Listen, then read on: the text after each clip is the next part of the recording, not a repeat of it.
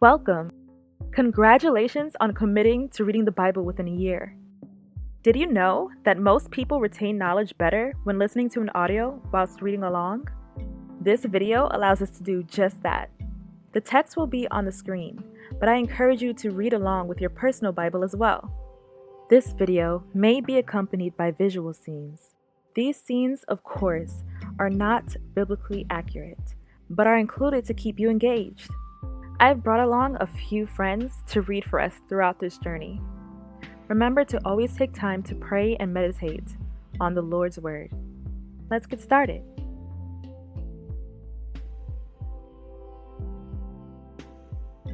Exodus chapter 1. Now these are the names of the children of Israel, which came into Egypt. Every man and his household came with Jacob. Reuben, Simeon, Levi, and Judah. Issachar, Zebulun, and Benjamin. Dan, and Naphtali, Gad, and Asher. And all the souls that came out of the loins of Jacob were 70 souls, for Joseph was in Egypt already. And Joseph died, and all his brethren, and all that generation. And the children of Israel were fruitful, and increased abundantly, and multiplied, and waxed exceeding mighty, and the land was filled with them. Now there arose up a new king over Egypt, which knew not Joseph. And he said unto his people, Behold, the people of the children of Israel are more and mightier than we. Come on, let us deal wisely with them, lest they multiply, and it come to pass, that, when there falleth out any war, they join also unto our enemies, and fight against us, and so get them up out of the land. Therefore they did set over them taskmasters to afflict them with their burdens. And they built for Pharaoh treasure cities, Pithom and Ramses. But the more they afflicted them, the more they multiplied and grew. And they were grieved because of the children of Israel. And the Egyptians made the children of Israel to serve with rigor. And they made their lives bitter with hard bondage, in mortar, and in brick, and in all manner of service in the field. All their service, wherein they made them serve, was with rigor. And the king of Egypt spake to the Hebrew midwives, of which the name of the one was Shiphrah, and the name of the other Puah. And he said, When ye do the office of a midwife to the Hebrew women, and see them upon the stools, if it be a son, then ye shall kill him, but if it be a daughter, then she shall live. But the midwives feared God, and did not as the king of Egypt commanded them, but saved the men children alive. And the king of Egypt called for the midwives, and said unto them, Why have ye done this thing, and have saved the men children alive? The midwives answered Pharaoh, Hebrew women are not like Egyptian women, they are vigorous and give birth before the midwives arrive. So God was kind to the midwives, and the people increased and became even more numerous. And it came to pass, because the midwives feared God, that he made them houses. And Pharaoh charged all his people, saying, Every son that is born ye shall cast into the river, and every daughter ye shall save alive. Chapter 2. And there went a man of the house of Levi, and took to wife a daughter of Levi. And the woman conceived, and bare a son, and when she saw him that he was a goodly child, she hid him 3 months. And when she could not longer hide him, she took for him an ark of bulrushes, and daubed it with slime and with pitch, and put the child therein, and she laid it in the flags by the river's brink. And his sister stood afar off, to wit what would be done to him. And the daughter of Pharaoh came down to wash herself at the river, and her maidens walked along by the river's side, and when she saw the ark among the flags, she sent her maid to fetch it. And when she had opened it, she saw the child, and, behold, the babe wept. And she had compassion on him, and said, This is one of the Hebrews' children. Then said his sister to Pharaoh's daughter, Shall I go and call to thee a nurse of the Hebrew women, that she may nurse the child for thee? And Pharaoh's daughter said to her, Go. And the maid went and called the child's mother. And Pharaoh's daughter said unto her, Take this child away, and nurse it for me, and I will give thee thy wages. And the women took the child, and nursed it. And the child grew, and she brought him unto Pharaoh's daughter, and he became her son. And she called his name Moses, and she said, Because I drew him out of the water.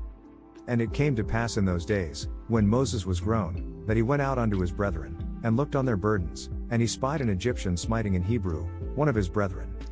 And he looked this way and that way, and when he saw that there was no man, he slew the Egyptian, and hid him in the sand. And when he went out the second day, behold, 2 men of the Hebrews strove together, and he said to him that did the wrong, Wherefore smitest thou thy fellow? And he said, Who made thee a prince and a judge over us? Intendest thou to kill me, as thou killedst the Egyptian? And Moses feared, and said, Surely this thing is known.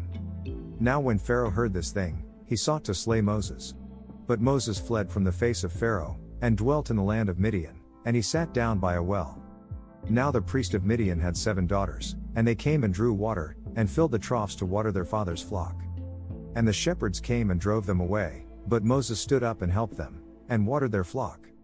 And when they came to Reuel their father, he said, How is it that ye are come so soon today? And they said, An Egyptian delivered us out of the hand of the shepherds, and also drew water enough for us, and watered the flock. And he said unto his daughters, And where is he? Why is it that ye have left the man? Call him, that he may eat bread. And Moses was content to dwell with the man, and he gave Moses Zipporah his daughter. And she bare him a son, and he called his name Gershom, for he said, I have been a stranger in a strange land. And it came to pass in process of time, that the king of Egypt died, and the children of Israel sighed by reason of the bondage, and they cried, and their cry came up unto God by reason of the bondage. And God heard their groaning, and God remembered his covenant with Abraham, with Isaac, and with Jacob. And God looked upon the children of Israel, and God had respect unto them. Chapter 3. Now Moses was tending the flock of Jethro his father-in-law, the priest of Midian, and he led the flock to the far side of the wilderness and came to Horeb, the mountain of God. And the angel of the Lord appeared unto him in a flame of fire out of the midst of a bush, and he looked, and, behold, the bush burned with fire, and the bush was not consumed. And Moses said, I will now turn aside, and see this great sight, why the bush is not burnt. And when the Lord saw that he turned aside to see, God called unto him out of the midst of the bush, and said, Moses, Moses. And he said, Here am I. And he said, Draw not nigh hither, put off thy shoes from off thy feet, for the place whereon thou standest is holy ground. Moreover he said, I am the God of thy father, the God of Abraham, the God of Isaac, and the God of Jacob. And Moses hid his face, for he was afraid to look upon God. And the Lord said, I have surely seen the affliction of my people which are in Egypt, and have heard their cry by reason of their taskmasters, for I know their sorrows. And I am come down to deliver them out of the hand of the Egyptians, and to bring them up out of that land unto a good land and a large, unto a land flowing with milk and honey, unto the place of the Canaanites, and the Hittites, and the Amorites, and the Perizzites, and the Hivites, and the Jebusites. Now therefore, behold, the cry of the children of Israel is come unto me, and I have also seen the oppression wherewith the Egyptians oppress them. Come now therefore, and I will send thee unto Pharaoh, that thou mayest bring forth my people the children of Israel out of Egypt. And Moses said unto God, Who am I, that I should go unto Pharaoh, and that I should bring forth the children of Israel out of Egypt? And he said, Certainly I will be with thee, and this shall be a token unto thee, that I have sent thee. When thou hast brought forth the people out of Egypt, ye shall serve God upon this mountain. And Moses said unto God, Behold, when I come unto the children of Israel, and shall say unto them, The God of your fathers hath sent me unto you, and they shall say to me, What is his name? What shall I say unto them? And God said unto Moses, I am that I am. And he said, Thus shalt thou say unto the children of Israel, I am hath sent me unto you. And God said moreover unto Moses, Thus shalt thou say unto the children of Israel, The Lord God of your fathers, the God of Abraham, the God of Isaac, and the God of Jacob, hath sent me unto you. This is my name forever, and this is my memorial unto all generations. Go, and gather the elders of Israel together, and say unto them, The Lord God of your fathers, the God of Abraham, of Isaac, and of Jacob, appeared unto me, saying, I have surely visited you, and seen that which is done to you in Egypt. And I have said, I will bring you up out of the affliction of Egypt unto the land of the Canaanites, and the Hittites, and the Amorites, and the Perizzites, and the Hivites, and the Jebusites, unto a land flowing with milk and honey. And they shall hearken to thy voice, and thou shalt come, thou and the elders of Israel, unto the king of Egypt, and ye shall say unto him, The Lord God of the Hebrews hath met with us, and now let us go, we beseech thee, 3 days' journey into the wilderness, that we may sacrifice to the Lord our God. And I am sure that the king of Egypt will not let you go, no, not by a mighty hand. And I will stretch out my hand, and smite Egypt with all my wonders which I will do in the midst thereof, and after that he will let you go. And I will give this people favor in the sight of the Egyptians, and it shall come to pass, that, when ye go, ye shall not go empty. Each woman will ask her neighbor and any guests in her house for objects of silver and gold, for jewelry and extra clothes. You'll put them on your sons and daughters. Oh, you'll clean the Egyptians out.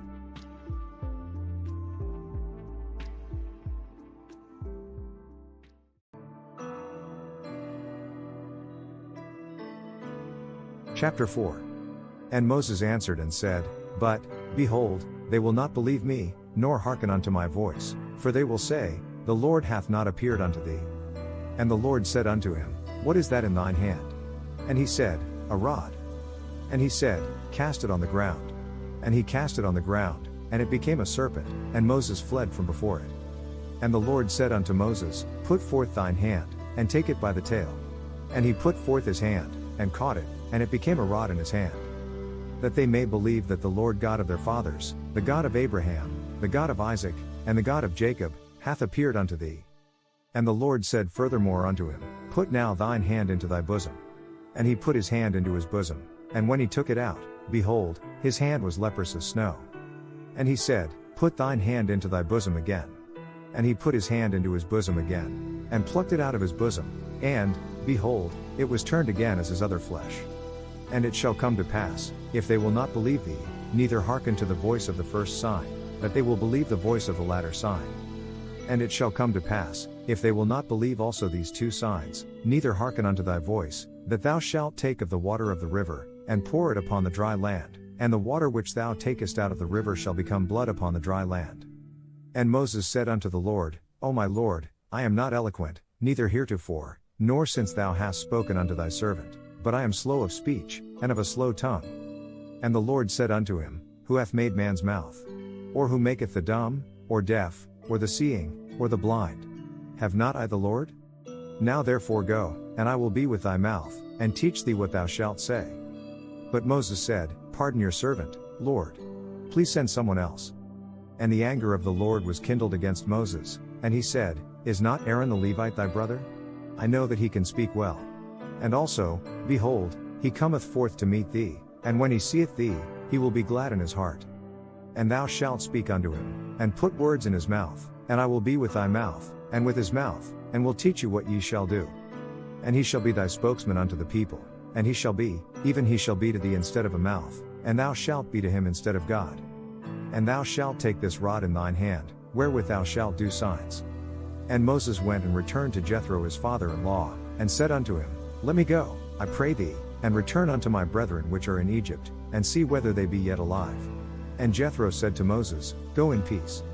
And the Lord said unto Moses in Midian, Go, return into Egypt, for all the men are dead which sought thy life. And Moses took his wife and his sons, and set them upon a donkey, and he returned to the land of Egypt, and Moses took the rod of God in his hand. And the Lord said unto Moses, When thou goest to return into Egypt, see that thou do all those wonders before Pharaoh, which I have put in thine hand, but I will harden his heart, that he shall not let the people go. And thou shalt say unto Pharaoh, Thus saith the Lord, Israel is my son, even my firstborn. And I say unto thee, Let my son go, that he may serve me, and if thou refuse to let him go, behold, I will slay thy son, even thy firstborn. On the journey back, as they camped for the night, God met Moses and would have killed him. But Zipporah took a flint knife and cut off her son's foreskin, and touched Moses' member with it. She said, Oh, you're a bridegroom of blood to me. So he let him go. Then she said, A bloody husband thou art, because of the circumcision. And the Lord said to Aaron, Go into the wilderness to meet Moses. And he went, and met him in the mount of God, and kissed him. And Moses told Aaron all the words of the Lord who had sent him, and all the signs which he had commanded him. And Moses and Aaron went and gathered together all the elders of the children of Israel. And Aaron spake all the words which the Lord had spoken unto Moses, and did the signs in the sight of the people. And the people believed, and when they heard that the Lord had visited the children of Israel, and that he had looked upon their affliction, then they bowed their heads and worshipped. Chapter 5. And afterward Moses and Aaron went in, and told Pharaoh, Thus saith the Lord God of Israel, Let my people go, that they may hold a feast unto me in the wilderness. And Pharaoh said, Who is the Lord, that I should obey his voice to let Israel go? I know not the Lord, neither will I let Israel go. And they said, The God of the Hebrews hath met with us, let us go, we pray thee, 3 days' journey into the desert, and sacrifice unto the Lord our God, lest he fall upon us with pestilence, or with the sword. And the king of Egypt said unto them, Wherefore do ye, Moses and Aaron, let the people from their works? Get you unto your burdens. Then Pharaoh said, Look, the people of the land are now numerous, and you are stopping them from working. And Pharaoh commanded the same day the taskmasters of the people, and their officers, saying, Ye shall no more give the people straw to make brick, as heretofore, let them go and gather straw for themselves. But require them to make the same number of bricks as before, don't reduce the quota. They are lazy, that is why they are crying out, let us go and sacrifice to our God. Let their more work be laid upon the men, that they may labor therein, and let them not regard vain words. And the taskmasters of the people went out, and their officers, and they spake to the people, saying, Thus saith Pharaoh, I will not give you straw. Go ye, get you straw where ye can find it, yet not aught of your work shall be diminished. So the people were scattered abroad throughout all the land of Egypt to gather stubble instead of straw. And the taskmasters hasted them, saying, Fulfill your works, your daily tasks, as when there was straw. And the officers of the children of Israel, which Pharaoh's taskmasters had set over them, were beaten, and demanded, Wherefore have ye not fulfilled your task in making brick both yesterday and today, as heretofore? Then the officers of the children of Israel came and cried unto Pharaoh, saying, Wherefore dealest thou thus with thy servants? There is no straw given unto thy servants, and they say to us, Make brick, and, behold, thy servants are beaten, but the fault is in thine own people. But he said, Ye are idle, therefore ye say, Let us go and do sacrifice to the Lord. Go therefore now, and work, for there shall no straw be given you, yet shall ye deliver the tale of bricks. The Israelite overseers realized they were in trouble when they were told, You are not to reduce the number of bricks required of you for each day. And they met Moses and Aaron, who stood in the way, as they came forth from Pharaoh. And they said, May the Lord look on you and judge you. You have made us obnoxious to Pharaoh and his officials and have put a sword in their hand to kill us.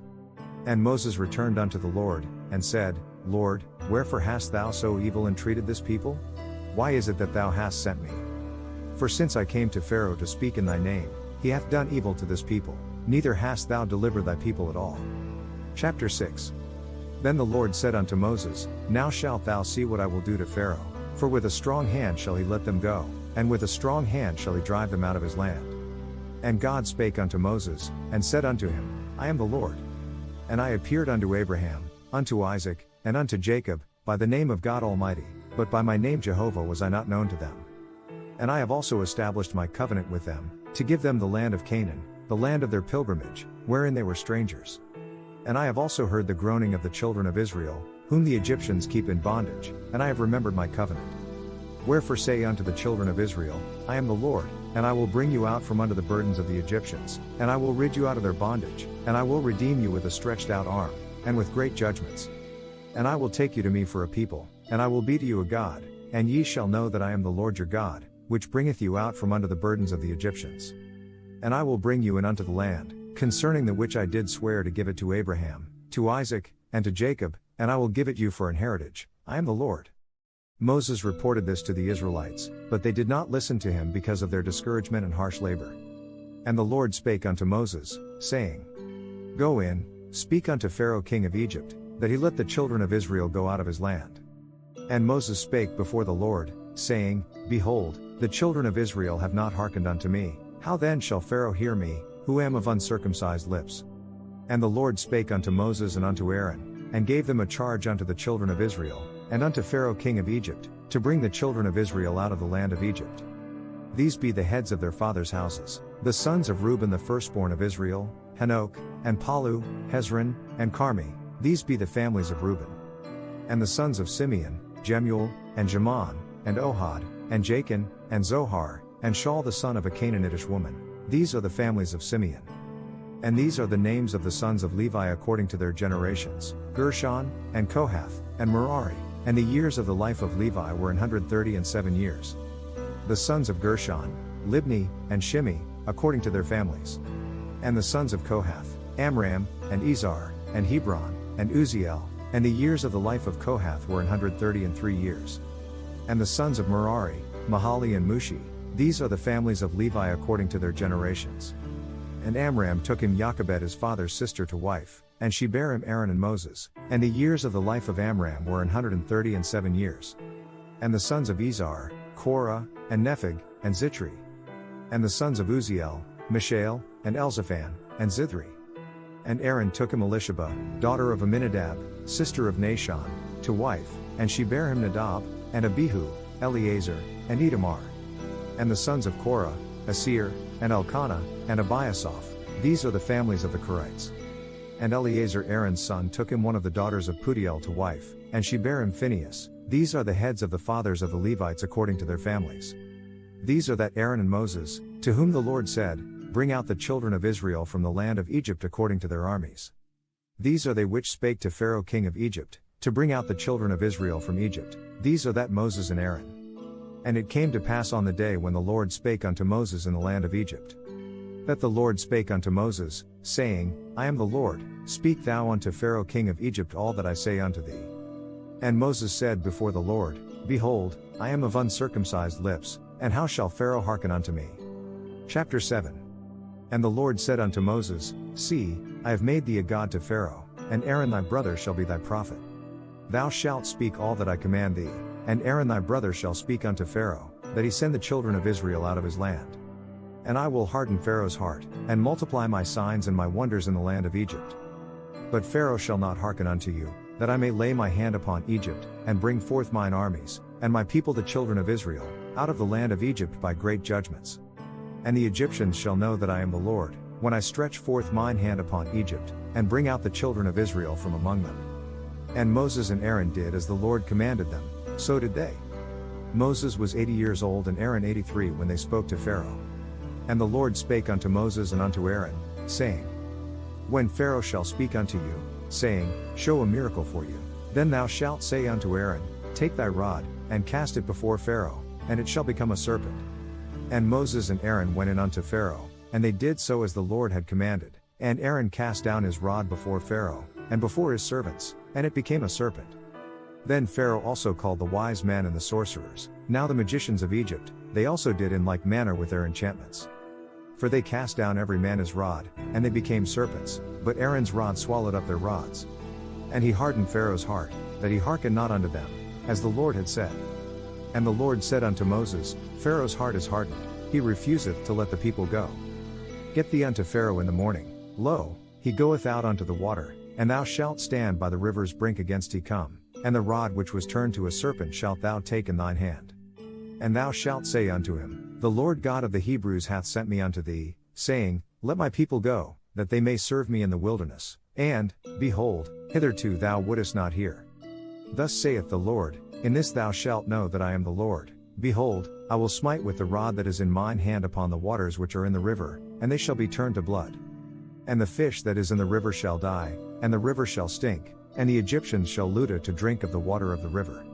And the Lord spake unto Moses, Say unto Aaron, Take thy rod, and stretch out thine hand upon the waters of Egypt, upon their streams, upon their rivers, and upon their ponds, and upon all their pools of water, that they may become blood, and that there may be blood throughout all the land of Egypt, both in vessels of wood, and in vessels of stone. And Moses and Aaron did so, as the Lord commanded, and he lifted up the rod, and smote the waters that were in the river, in the sight of Pharaoh, and in the sight of his servants, and all the waters that were in the river were turned to blood.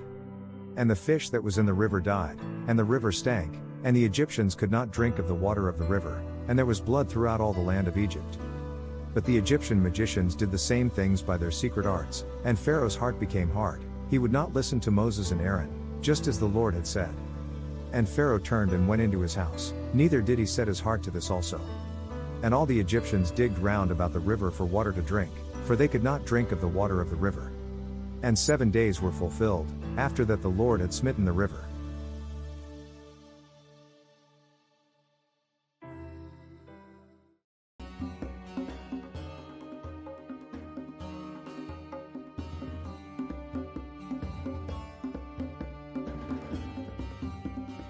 Chapter 8. And the Lord spake unto Moses, Go unto Pharaoh, and say unto him, Thus saith the Lord, Let my people go, that they may serve me.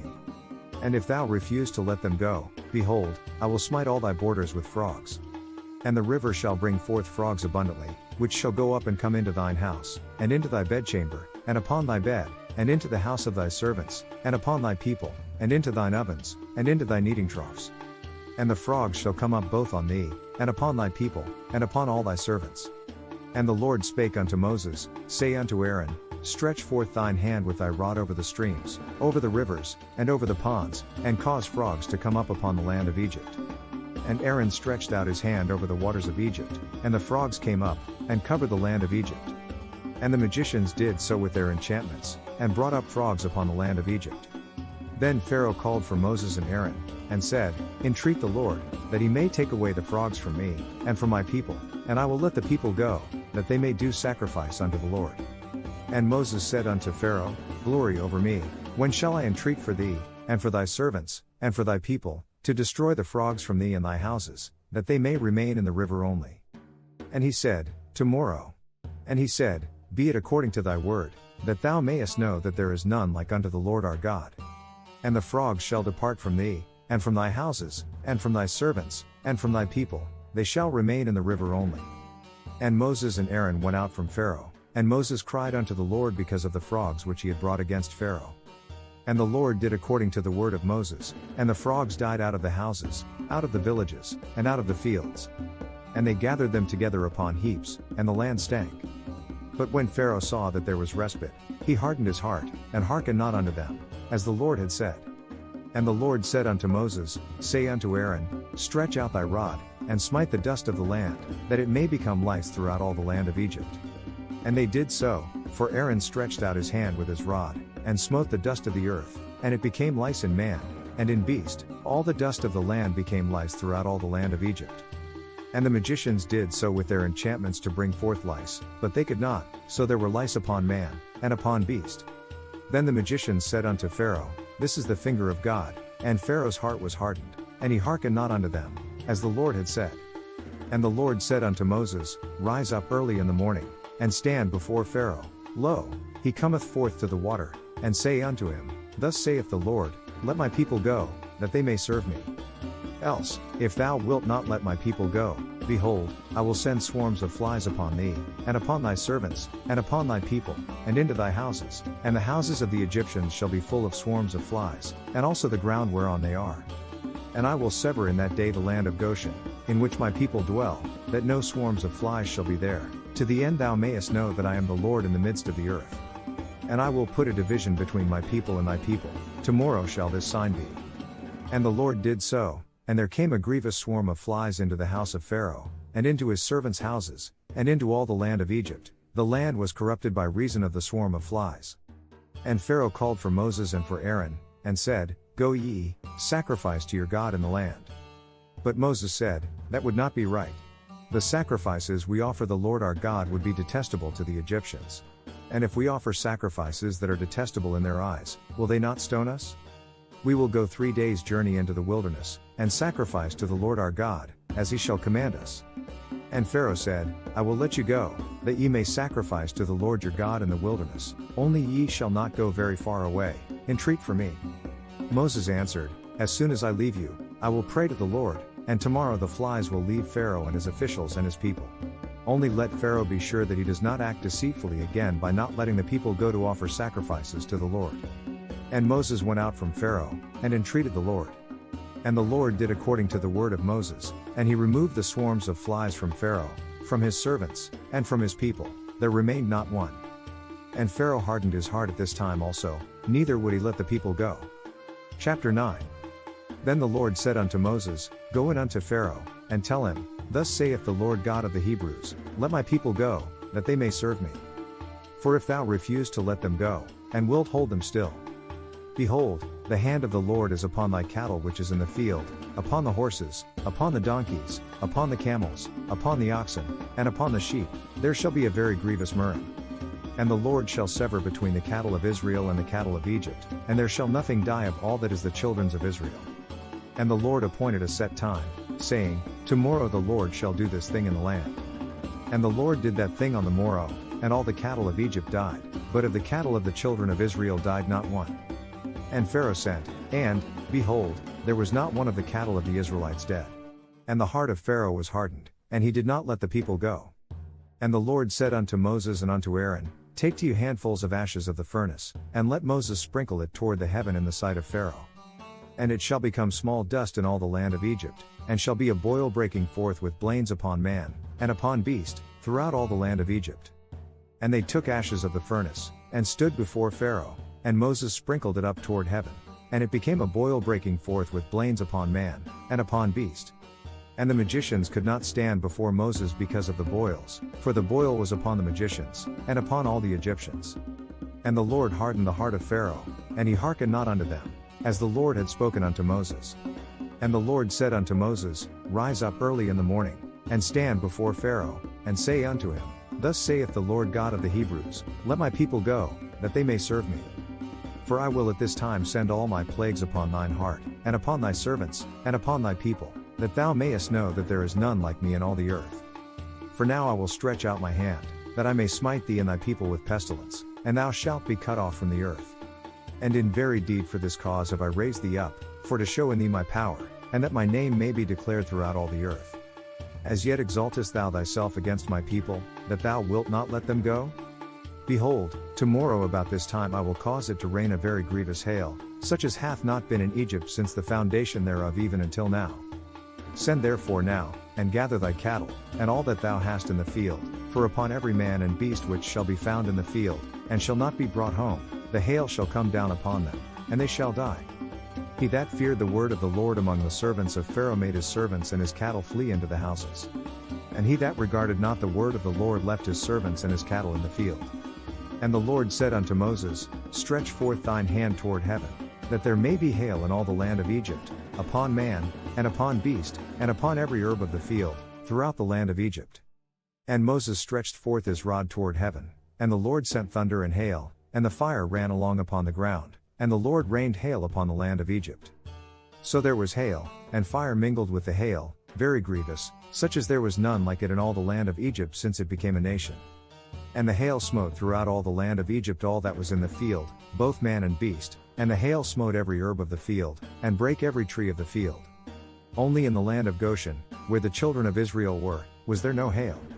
And Pharaoh sent, and called for Moses and Aaron, and said unto them, I have sinned this time, the Lord is righteous, and I and my people are wicked. Entreat the Lord, for it is enough, that there be no more mighty thunderings and hail, and I will let you go, and ye shall stay no longer. And Moses said unto him, As soon as I am gone out of the city, I will spread abroad my hands unto the Lord, and the thunder shall cease, neither shall there be any more hail, that thou mayest know how that the earth is the Lord's. But as for thee and thy servants, I know that ye will not yet fear the Lord God. And the flax and the barley were smitten, for the barley was in the ear, and the flax was bold. But the wheat and the rye were not smitten, for they were not grown up. And Moses went out of the city from Pharaoh, and spread abroad his hands unto the Lord, and the thunders and hail ceased, and the rain was not poured upon the earth. And when Pharaoh saw that the rain and the hail and the thunders were ceased, he sinned yet more, and hardened his heart, he and his servants. And the heart of Pharaoh was hardened, neither would he let the children of Israel go, as the Lord had spoken by Moses. Chapter 10. And the Lord said unto Moses, Go in unto Pharaoh, for I have hardened his heart, and the heart of his servants, that I might show these my signs before him. And that thou mayest tell in the ears of thy son, and of thy son's son, what things I have wrought in Egypt, and my signs which I have done among them, that ye may know how that I am the Lord. And Moses and Aaron came in unto Pharaoh, and said unto him, Thus saith the Lord God of the Hebrews, How long wilt thou refuse to humble thyself before me? Let my people go, that they may serve me. Else, if thou refuse to let my people go, behold, tomorrow will I bring the locusts into thy coast. And they shall cover the face of the earth, that one cannot be able to see the earth, and they shall eat the residue of that which is escaped, which remaineth unto you from the hail, and shall eat every tree which groweth for you out of the field. And they shall fill thy houses, and the houses of all thy servants, and the houses of all the Egyptians, which neither thy fathers, nor thy fathers' fathers have seen, since the day that they were upon the earth unto this day. And he turned himself, and went out from Pharaoh. And Pharaoh's servants said unto him, How long shall this man be a snare unto us? Let the men go, that they may serve the Lord their God. Knowest thou not yet that Egypt is destroyed?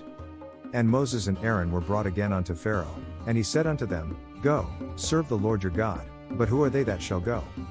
And Moses said, We will go with our young and with our old, with our sons and with our daughters, with our flocks and with our herds will we go, for we must hold a feast unto the Lord. And he said unto them, Let the Lord be so with you, as I will let you go, and your little ones, look to it, for evil is before you. Not so, go now ye that are men, and serve the Lord, for that ye did desire. And they were driven out from Pharaoh's presence. And the Lord said unto Moses, Stretch out thine hand over the land of Egypt for the locusts, that they may come up upon the land of Egypt, and eat every herb of the land, even all that the hail hath left.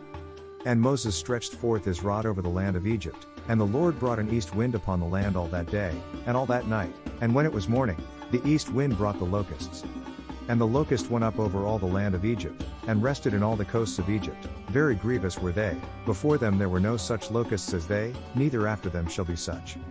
For they covered the face of the whole earth, so that the land was darkened, and they did eat every herb of the land, and all the fruit of the trees which the hail had left, and there remained not any green thing in the trees, or in the herbs of the field, through all the land of Egypt.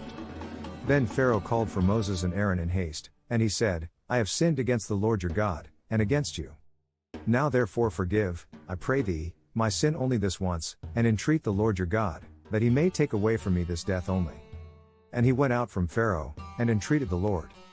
And the Lord turned a mighty strong west wind, which took away the locusts, and cast them into the Red Sea. There remained not one locust in all the coasts of Egypt.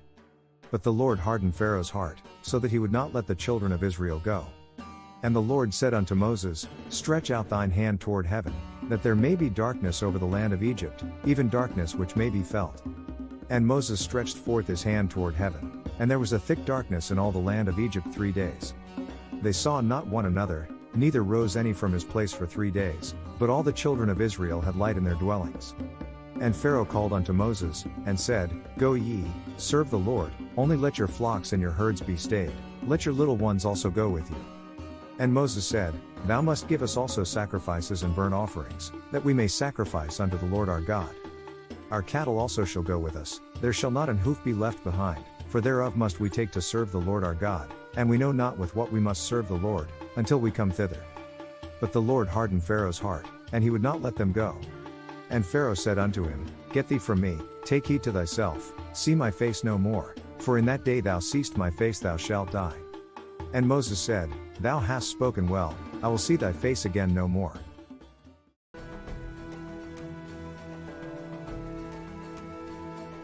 Chapter 11.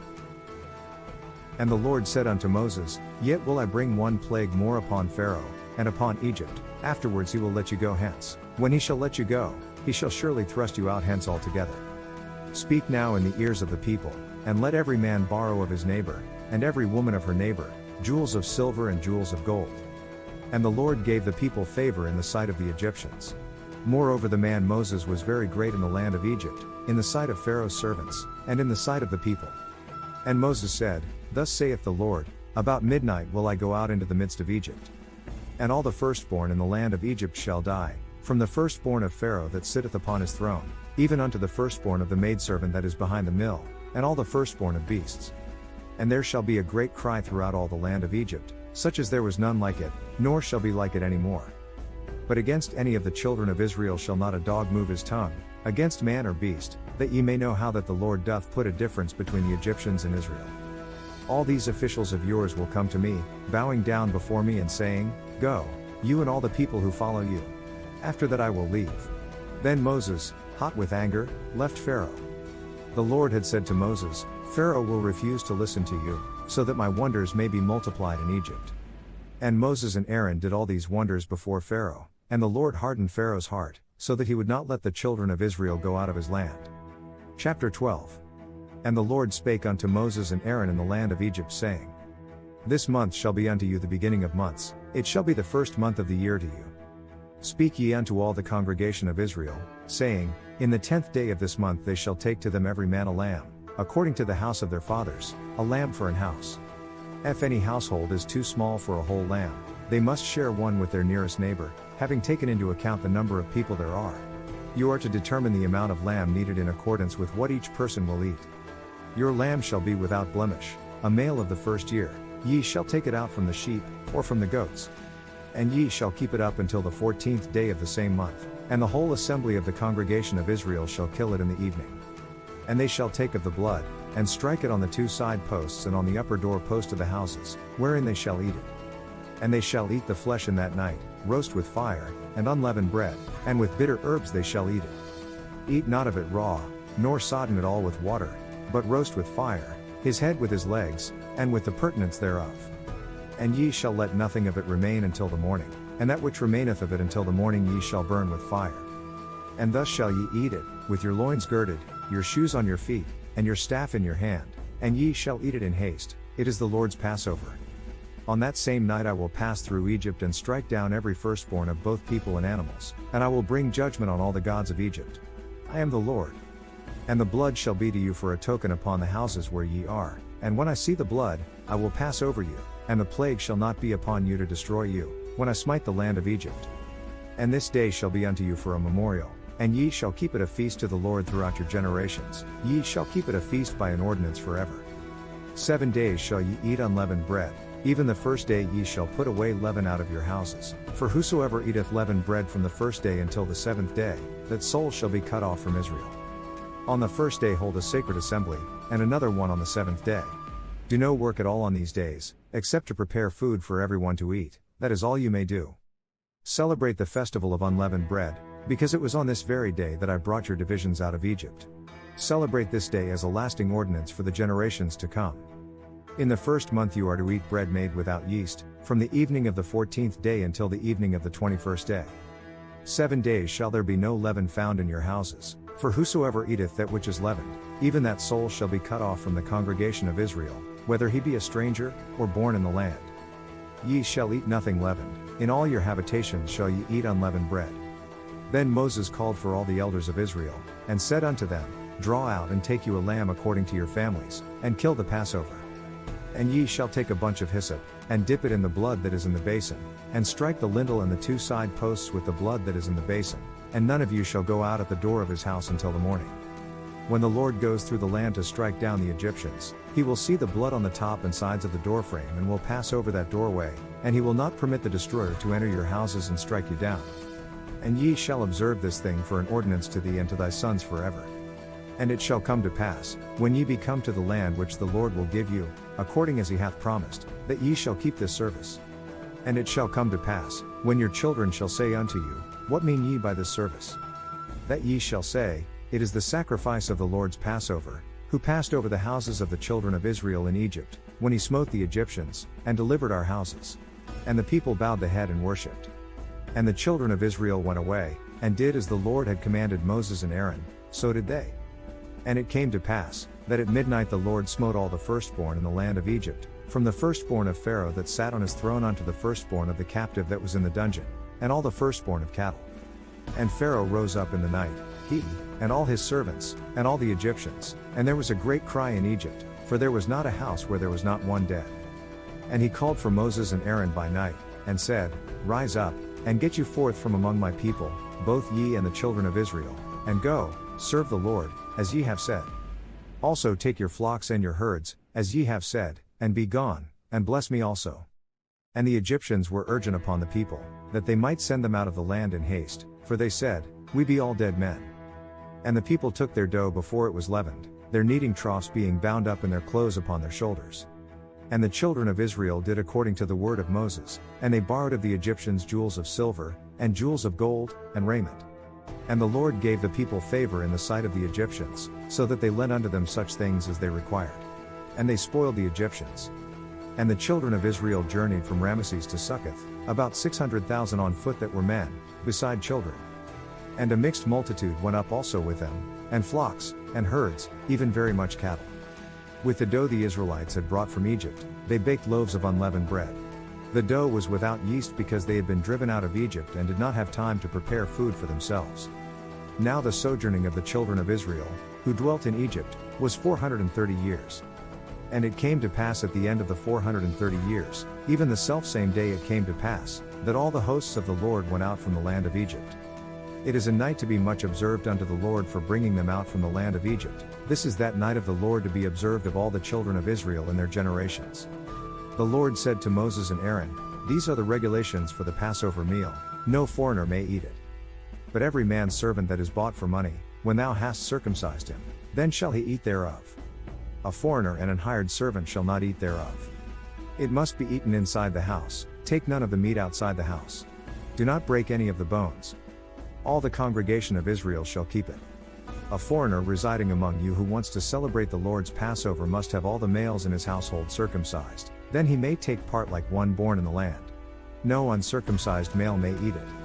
One law shall be to him that is homeborn, and unto the stranger that sojourneth among you. Thus did all the children of Israel, as the Lord commanded Moses and Aaron, so did they. And it came to pass the selfsame day, that the Lord did bring the children of Israel out of the land of Egypt by their armies. Chapter 13. And the Lord spake unto Moses, saying, Sanctify unto me all the firstborn, whatsoever openeth the womb among the children of Israel, both of man and of beast, it is mine. And Moses said unto the people, Remember this day, in which ye came out from Egypt, out of the house of bondage, for by strength of hand the Lord brought you out from this place, there shall no leavened bread be eaten. Today, in the month of Aviv, you are leaving. And it shall be when the Lord shall bring thee into the land of the Canaanites, and the Hittites, and the Amorites, and the Hivites, and the Jebusites, which he sware unto thy fathers to give thee, a land flowing with milk and honey, that thou shalt keep this service in this month. 7 days thou shalt eat unleavened bread, and in the 7th day shall be a feast to the Lord. Unleavened bread shall be eaten 7 days, and there shall no leavened bread be seen with thee, neither shall there be leaven seen with thee in all thy quarters. And thou shalt show thy son in that day, saying, This is done because of that which the Lord did unto me when I came forth out of Egypt. And it shall be for a sign unto thee upon thine hand, and for a memorial between thine eyes, that the Lord's law may be in thy mouth, for with a strong hand hath the Lord brought thee out of Egypt. Thou shalt therefore keep this ordinance in his season from year to year. And it shall be when the Lord shall bring thee into the land of the Canaanites, as he sware unto thee and to thy fathers, and shall give it thee. You are to give over to the Lord the first offspring of every womb. All the firstborn males of your livestock belong to the Lord. Redeem with a lamb every firstborn donkey, but if you do not redeem it, break its neck. Redeem every firstborn among your sons. And it shall be when thy son asketh thee in time to come, saying, What is this? That thou shalt say unto him, By strength of hand the Lord brought us out from Egypt, from the house of bondage. When Pharaoh stubbornly refused to let us go, the Lord killed the firstborn of both people and animals in Egypt. This is why I sacrifice to the Lord the first male offspring of every womb and redeem each of my firstborn sons. And it shall be for a token upon thine hand, and for frontlets between thine eyes, for by strength of hand the Lord brought us forth out of Egypt. When Pharaoh let the people go, God did not lead them on the road through the Philistine country, though that was shorter. For God said, If they face war, they might change their minds and return to Egypt. But God led the people about, through the way of the wilderness of the Red Sea, and the children of Israel went up harnessed out of the land of Egypt. And Moses took the bones of Joseph with him, for he had straitly sworn the children of Israel, saying, God will surely visit you, and ye shall carry up my bones away hence with you. And they took their journey from Succoth, and encamped in Etham, in the edge of the wilderness. And the Lord went before them by day in a pillar of a cloud, to lead them the way, and by night in a pillar of fire, to give them light, to go by day and night. He took not away the pillar of the cloud by day, nor the pillar of fire by night, from before the people. Chapter 14. And the Lord spake unto Moses, saying, Speak unto the children of Israel, that they turn and encamp before Piharoth, between Migdol and the sea, over against Baal-zephon, before it shall ye encamp by the sea. For Pharaoh will say of the children of Israel, They are entangled in the land, the wilderness hath shut them in. And I will harden Pharaoh's heart, that he shall follow after them, and I will be honored upon Pharaoh, and upon all his host, that the Egyptians may know that I am the Lord. And they did so. And it was told the king of Egypt that the people fled, and the heart of Pharaoh and of his servants was turned against the people, and they said, Why have we done this, that we have let Israel go from serving us? And he made ready his chariot, and took his people with him. And he took 600 chosen chariots, and all the chariots of Egypt, and captains over every one of them. And the Lord hardened the heart of Pharaoh king of Egypt, and he pursued after the children of Israel, and the children of Israel went out with an high hand. But the Egyptians pursued after them, all the horses and chariots of Pharaoh, and his horsemen, and his army, and overtook them encamping by the sea, beside Piharoth, before Baal-zephon. And when Pharaoh drew nigh, the children of Israel lifted up their eyes, and, behold, the Egyptians marched after them, and they were sore afraid, and the children of Israel cried out unto the Lord. They said to Moses, Was it because there were no graves in Egypt that you brought us to the desert to die? What have you done to us by bringing us out of Egypt? Is not this the word that we did tell thee in Egypt, saying, Let us alone, that we may serve the Egyptians? For it had been better for us to serve the Egyptians, than that we should die in the wilderness? And Moses said unto the people, Fear ye not, stand still, and see the salvation of the Lord, which he will show to you today, for the Egyptians whom ye have seen today, ye shall see them again no more forever. The Lord shall fight for you, and ye shall hold your peace. And the Lord said unto Moses, Wherefore criest thou unto me? Speak unto the children of Israel, that they go forward. But lift thou up thy rod, and stretch out thine hand over the sea, and divide it, and the children of Israel shall go on dry ground through the midst of the sea. And I, Behold, I will harden the hearts of the Egyptians, and they shall follow them. And I will get me honor upon Pharaoh, and upon all his host, upon his chariots, and upon his horsemen. And the Egyptians shall know that I am the Lord, when I have gotten me honor upon Pharaoh, upon his chariots, and upon his horsemen. And the angel of God, which went before the camp of Israel, removed and went behind them, and the pillar of the cloud went from before their face, and stood behind them, coming between the armies of Egypt and Israel. Throughout the night the cloud brought darkness to the one side and light to the other side, so neither went near the other all night long. And Moses stretched out his hand over the sea, and the Lord caused the sea to go back by a strong east wind all that night, and made the sea dry land, and the waters were divided. And the children of Israel went into the midst of the sea upon the dry ground, and the waters were a wall unto them on their right hand, and on their left. And the Egyptians pursued, and went in after them to the midst of the sea, even all Pharaoh's horses, his chariots, and his horsemen. And it came to pass, that in the morning watch the Lord looked unto the host of the Egyptians through the pillar of fire and of the cloud, and troubled the host of the Egyptians, and took off their chariot wheels, that they drave them heavily, so that the Egyptians said, Let us flee from the face of Israel, for the Lord fighteth for them against the Egyptians. And the Lord said unto Moses, Stretch out thine hand over the sea, that the waters may come again upon the Egyptians, upon their chariots, and upon their horsemen. Moses stretched out his hand over the sea, and at daybreak the sea went back to its place. The Egyptians were fleeing toward it, and the Lord swept them into the sea. And the waters returned, and covered the chariots, and the horsemen, and all the host of Pharaoh that came into the sea after them. There remained not so much as one of them. But the children of Israel walked upon dry land in the midst of the sea, and the waters were a wall unto them on their right hand, and on their left. Thus the Lord saved Israel that day out of the hand of the Egyptians, and Israel saw the Egyptians dead upon the sea shore. And Israel saw the great work which the Lord did upon the Egyptians, and the people feared the Lord, and believed the Lord, and his servant Moses.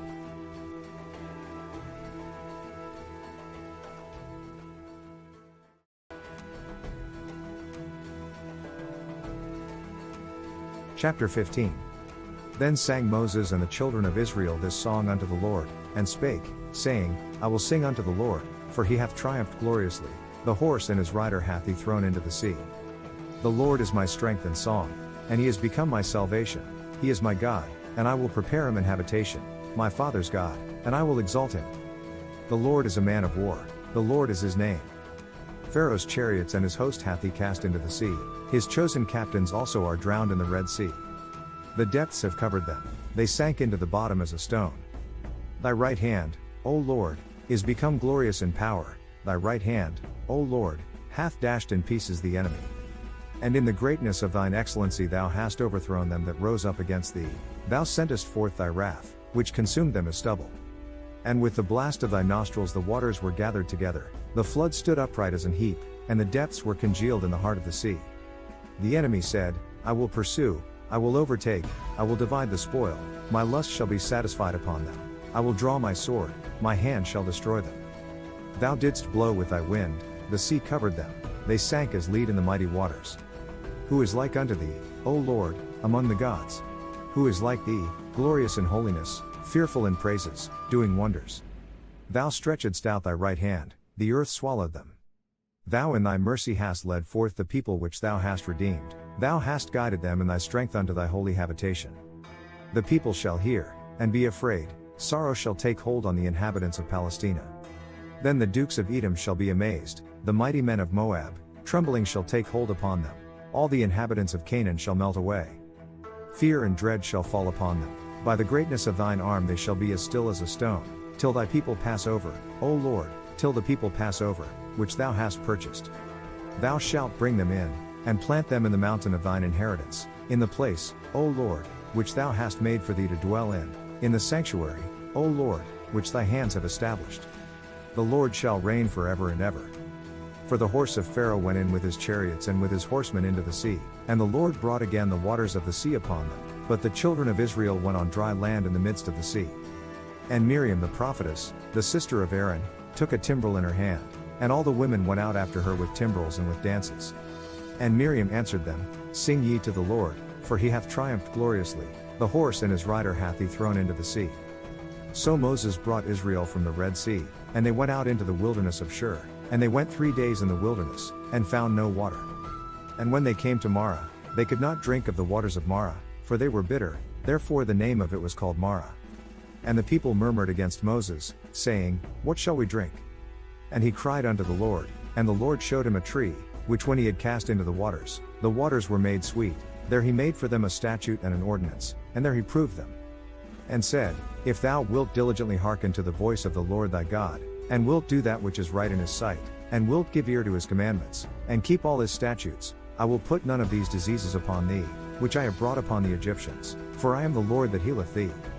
And they came to Elim, where were 12 wells of water, and 60 palm trees, and they encamped there by the waters.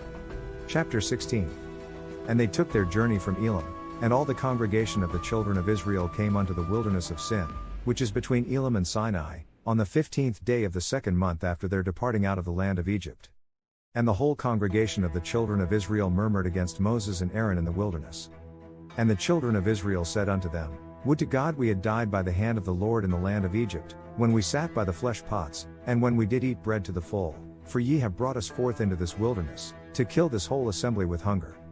Then said the Lord unto Moses, Behold, I will rain bread from heaven for you, and the people shall go out and gather a certain rate every day, that I may prove them, whether they will walk in my law, or no. And it shall come to pass, that on the 6th day they shall prepare that which they bring in, and it shall be twice as much as they gather daily. And Moses and Aaron said unto all the children of Israel, At even, then ye shall know that the Lord hath brought you out from the land of Egypt.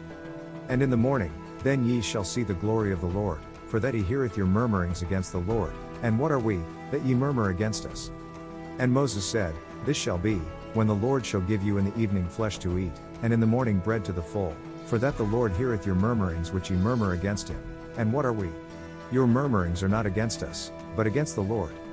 And Moses spake unto Aaron, Say unto all the congregation of the children of Israel, Come near before the Lord, for he hath heard your murmurings. And it came to pass, as Aaron spake unto the whole congregation of the children of Israel, that they looked toward the wilderness, and, behold, the glory of the Lord appeared in the cloud. And the Lord spake unto Moses, saying, I have heard the murmurings of the children of Israel. Speak unto them, saying, At even ye shall eat flesh, and in the morning ye shall be filled with bread, and ye shall know that I am the Lord your God. And it came to pass, that at even the quails came up, and covered the camp, and in the morning the dew lay round about the host. And when the dew that lay was gone up, behold, upon the face of the wilderness there lay a small round thing, as small as the hoar frost on the ground. And when the children of Israel saw it, they said one to another, It is manna, for they wist not what it was. And Moses said unto them, This is the bread which the Lord hath given you to eat. This is the thing which the Lord hath commanded. Gather of it every man according to his eating, an omer for every man, according to the number of your persons, take ye every man for them which are in his tents. And the children of Israel did so, and gathered, some more, some less. And when they did meet it with an omer, he that gathered much had nothing over, and he that gathered little had no lack, they gathered every man according to his eating. And Moses said, Let no man leave of it till the morning. Notwithstanding they hearkened not unto Moses, but some of them left of it until the morning, and it bred worms, and stank, and Moses was wroth with them. And they gathered it every morning, every man according to his eating, and when the sun waxed hot, it melted. And it came to pass, that on the 6th day they gathered twice as much bread, 2 omers for one man. And all the rulers of the congregation came and told Moses. And he said unto them, This is that which the Lord hath said, Tomorrow is the rest of the holy Sabbath unto the Lord. Bake that which ye will bake today, and seethe that ye will seethe, and that which remaineth over lay up for you to be kept until the morning. And they laid it up till the morning, as Moses bade, and it did not stink, neither was there any worm therein. And Moses said, Eat that today, for today is a Sabbath unto the Lord, today ye shall not find it in the field. 6 days ye shall gather it, but on the 7th day, which is the Sabbath, in it there shall be none. And it came to pass, that there went out some of the people on the 7th day for to gather, and they found none. And the Lord said unto Moses, How long refuse ye to keep my commandments and my laws? See, for that the Lord hath given you the Sabbath, therefore he giveth you on the 6th day the bread of 2 days, abide ye every man in his place, let no man go out of his place on the 7th day. So the people rested on the 7th day. And the house of Israel called the name thereof manna, and it was like coriander seed, white, and the taste of it was like wafers made with honey. And Moses said, This is the thing which the Lord commandeth, fill an omer of it to be kept for your generations, that they may see the bread wherewith I have fed you in the wilderness, when I brought you forth from the land of Egypt. And Moses said unto Aaron, Take a pot, and put an omer full of manna therein, and lay it up before the Lord, to be kept for your generations. As the Lord commanded Moses, so Aaron laid it up before the testimony, to be kept. And the children of Israel did eat manna 40 years, until they came to a land inhabited. They did eat manna, until they came unto the borders of the land of Canaan. Now an omer is the 10th part of an ephah. Chapter 17. And all the congregation of the children of Israel journeyed from the wilderness of Sin, after their journeys, according to the commandment of the Lord, and pitched in Rephidim, and there was no water for the people to drink. Wherefore the people did chide with Moses, and said, Give us water that we may drink. And Moses said unto them, Why chide ye with me? Wherefore do ye tempt the Lord? And the people thirsted there for water, and the people murmured against Moses, and said, Wherefore is this that thou hast brought us up out of Egypt, to kill us and our children and our cattle with thirst? And Moses cried unto the Lord, saying, What shall I do unto this people? They be almost ready to stone me. And the Lord said unto Moses, Go on before the people, and take with thee of the elders of Israel, and thy rod, wherewith thou smotest the river, take in thine hand, and go. Behold, I will stand before thee there upon the rock in Horeb, and thou shalt smite the rock, and there shall come water out of it, that the people may drink. And Moses did so in the sight of the elders of Israel. And he called the name of the place Massah, and Meribah, because of the chiding of the children of Israel, and because they tempted the Lord, saying, Is the Lord among us, or not? Then came Amalek, and fought with Israel in Rephidim. And Moses said unto Joshua, Choose us out men, and go out, fight with Amalek. Tomorrow I will stand on the top of the hill with the rod of God in mine hand. So Joshua did as Moses had said to him, and fought with Amalek, and Moses, Aaron, and Hur went up to the top of the hill. And it came to pass, when Moses held up his hand, that Israel prevailed, and when he let down his hand, Amalek prevailed. But Moses' hands were heavy, and they took a stone, and put it under him, and he sat thereon, and Aaron and Hur stayed up his hands, the one on the one side, and the other on the other side, and his hands were steady until the going down of the sun. And Joshua discomfited Amalek and his people with the edge of the sword. And the Lord said unto Moses, Write this for a memorial in a book, and rehearse it in the ears of Joshua, for I will utterly put out the remembrance of Amalek from under heaven. And Moses built an altar, and called the name of it Jehovah-Nissi. For he said, Because the Lord hath sworn that the Lord will have war with Amalek from generation to generation. Chapter 18. When Jethro, the priest of Midian, Moses' father-in-law, heard of all that God had done for Moses, and for Israel his people, and that the Lord had brought Israel out of Egypt. Then Jethro, Moses' father-in-law, took Zipporah, Moses' wife, after he had sent her back.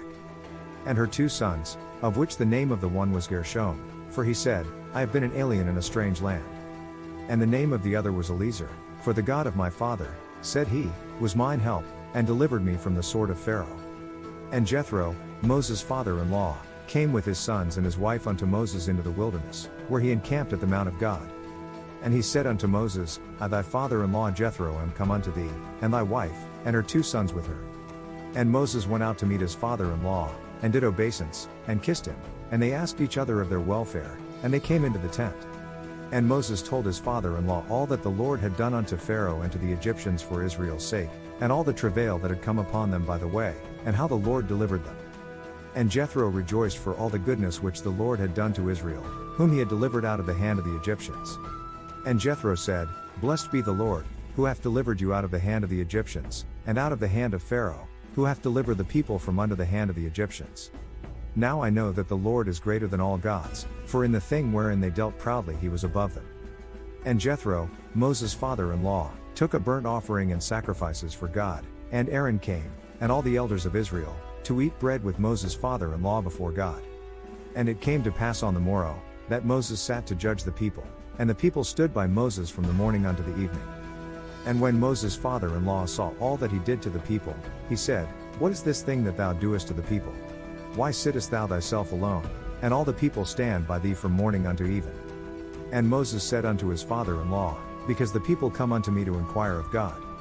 When they have a matter, they come unto me, and I judge between one and another, and I do make them know the statutes of God, and his laws.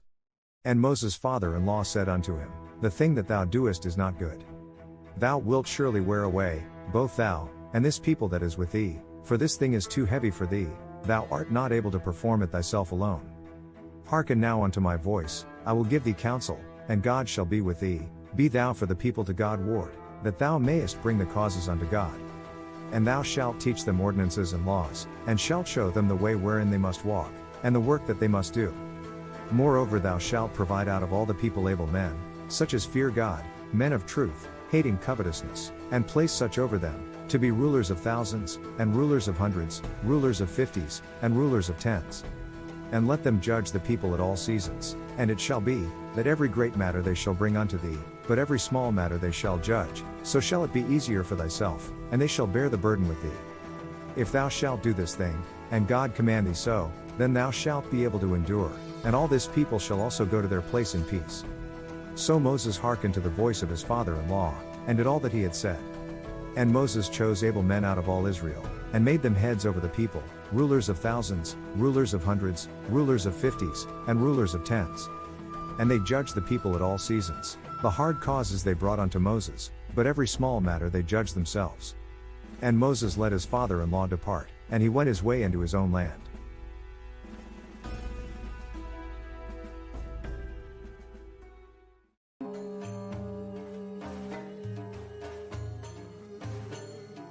Chapter 19.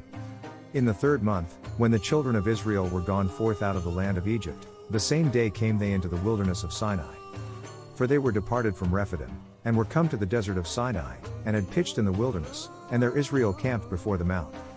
And Moses went up unto God, and the Lord called unto him out of the mountain, saying, Thus shalt thou say to the house of Jacob, and tell the children of Israel.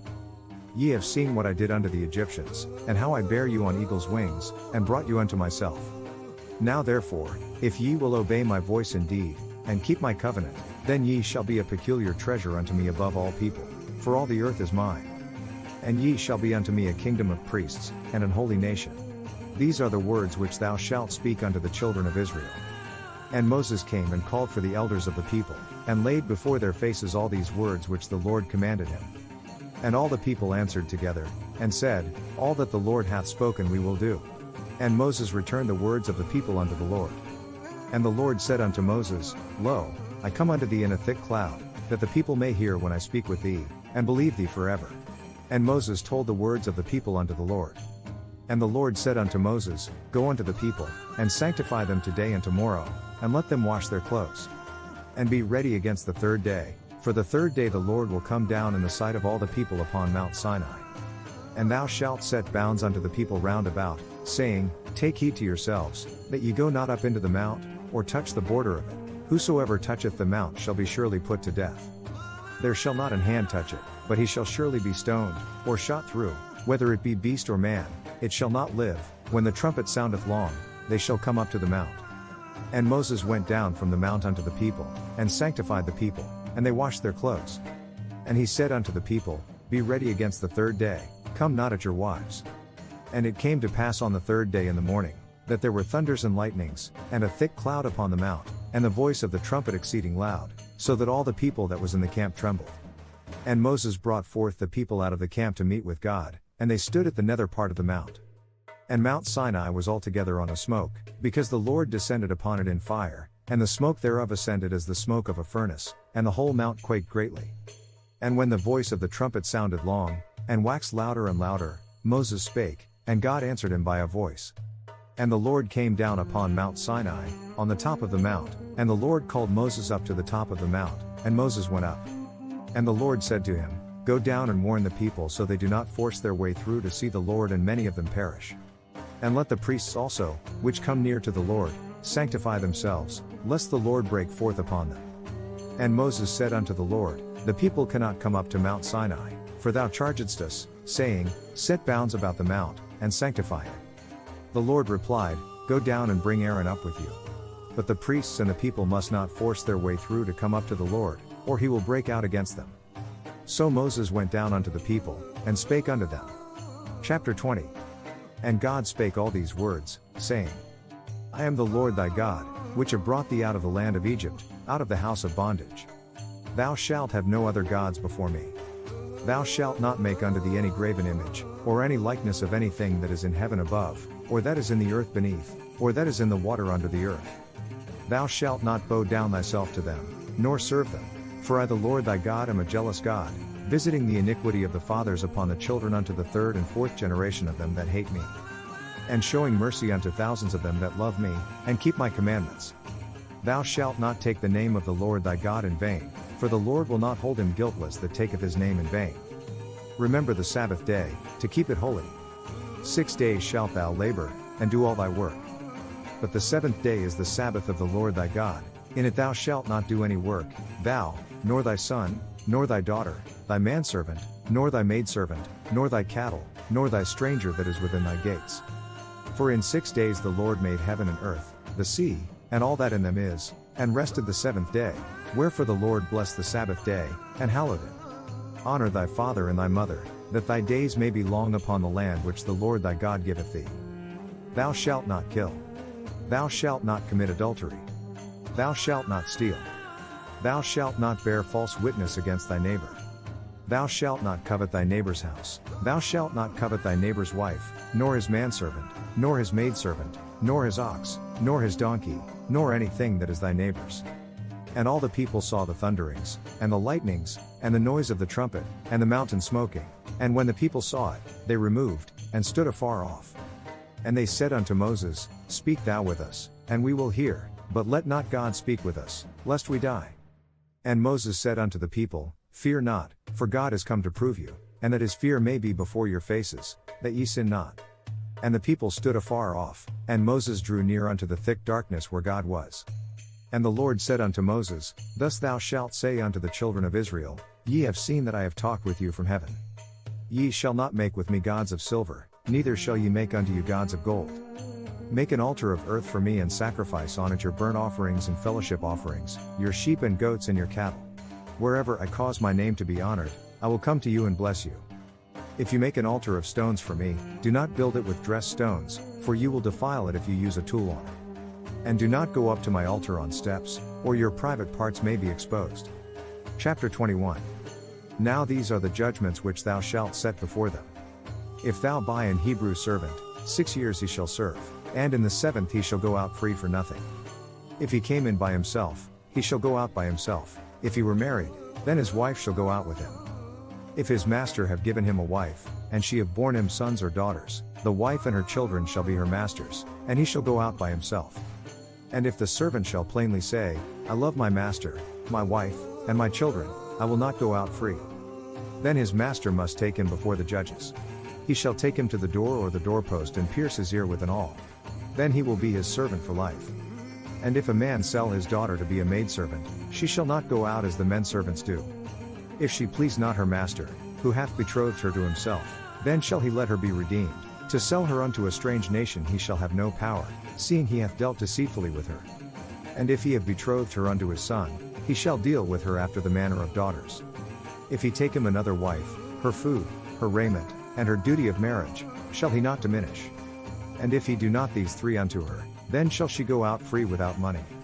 Anyone who strikes a person with a fatal blow is to be put to death.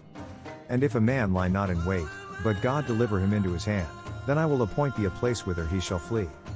But if a man come presumptuously upon his neighbor, to slay him with guile, thou shalt take him from mine altar, that he may die. And he that smiteth his father, or his mother, shall be surely put to death. And he that stealeth a man, and selleth him, or if he be found in his hand, he shall surely be put to death. And he that curseth his father, or his mother, shall surely be put to death. If people quarrel and one person hits another with a stone or with their fist and the victim does not die but is confined to bed, the one who struck the blow will not be held liable if the other can get up and walk around outside with a staff. However, the guilty party must pay the injured person for any loss of time and see that the victim is completely healed. And if a man smite his servant, or his maid, with a rod, and he die under his hand, he shall be surely punished. Notwithstanding, if he continue a day or two, he shall not be punished, for he is his money. If men strive, and hurt a woman with child, so that her fruit depart from her, and yet no mischief follow, he shall be surely punished, according as the woman's husband will lay upon him, and he shall pay as the judges determine. And if any mischief follow, then thou shalt give life for life, eye for eye, tooth for tooth, hand for hand, foot for foot, burning for burning, wound for wound, stripe for stripe. And if a man smite the eye of his servant, or the eye of his maid, that it perish, he shall let him go free for his eye's sake. And if he smite out his manservant's tooth, or his maidservant's tooth, he shall let him go free for his tooth's sake. If an ox gore a man or a woman, that they die, then the ox shall be surely stoned, and his flesh shall not be eaten, but the owner of the ox shall be quit. But if the ox were wont to push with his horn in time past, and it hath been testified to his owner, and he hath not kept him in, but that he hath killed a man or a woman, the ox shall be stoned, and his owner also shall be put to death. If there be laid on him a sum of money, then he shall give for the ransom of his life whatsoever is laid upon him.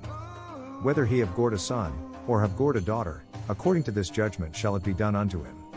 If the ox shall push a manservant or a maidservant, he shall give unto their master 30 shekels of silver, and the ox shall be stoned. And if a man shall open a pit, or if a man shall dig a pit, and not cover it, and an ox or an ass fall therein, the owner of the pit shall make it good, and give money unto the owner of them, and the dead beast shall be his. And if one man's ox hurt another's, that he die, then they shall sell the live ox, and divide the money of it, and the dead ox also they shall divide. Or if it be known that the ox hath used to push in time past, and his owner hath not kept him in, he shall surely pay ox for ox, and the dead shall be his own.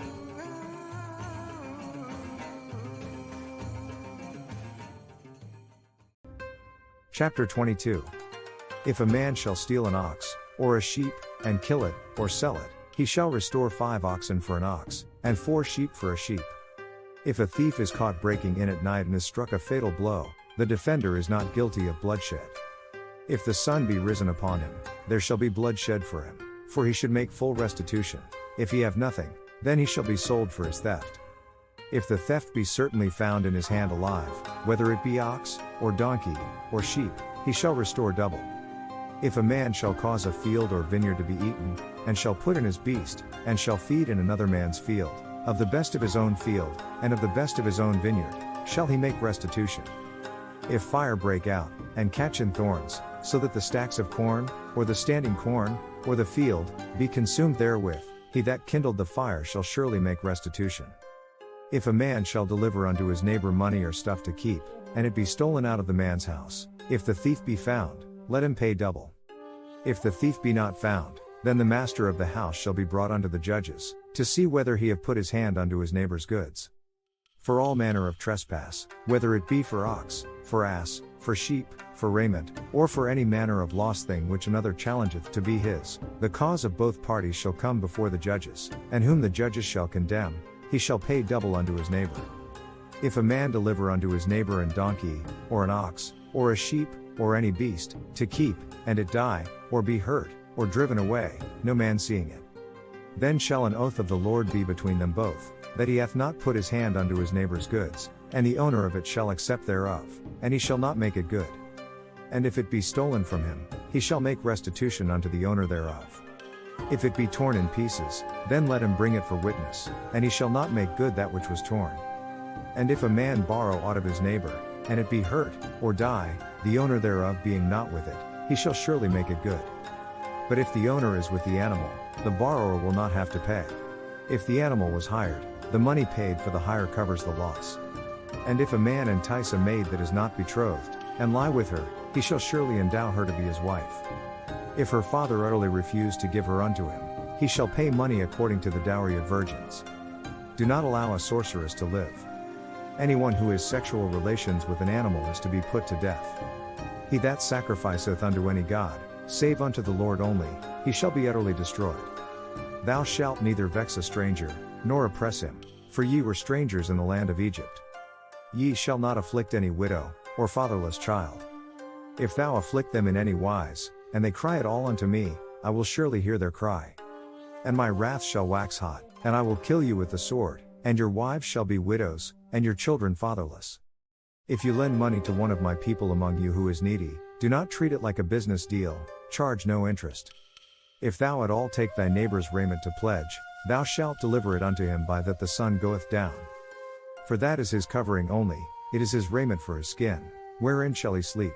And it shall come to pass, when he crieth unto me, that I will hear, for I am gracious. Do not blaspheme God or curse the ruler of your people.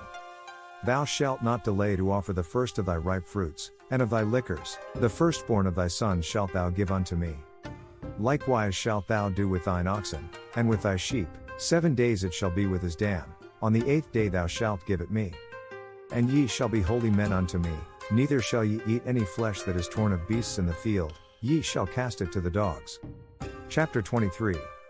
Thou shalt not raise a false report, put not thine hand with the wicked to be an unrighteous witness. Thou shalt not follow a multitude to do evil, neither shalt thou speak in a cause to decline after many to wrest judgment. Neither shalt thou countenance a poor man in his cause. If thou meet thine enemy's ox or his donkey going astray, thou shalt surely bring it back to him again.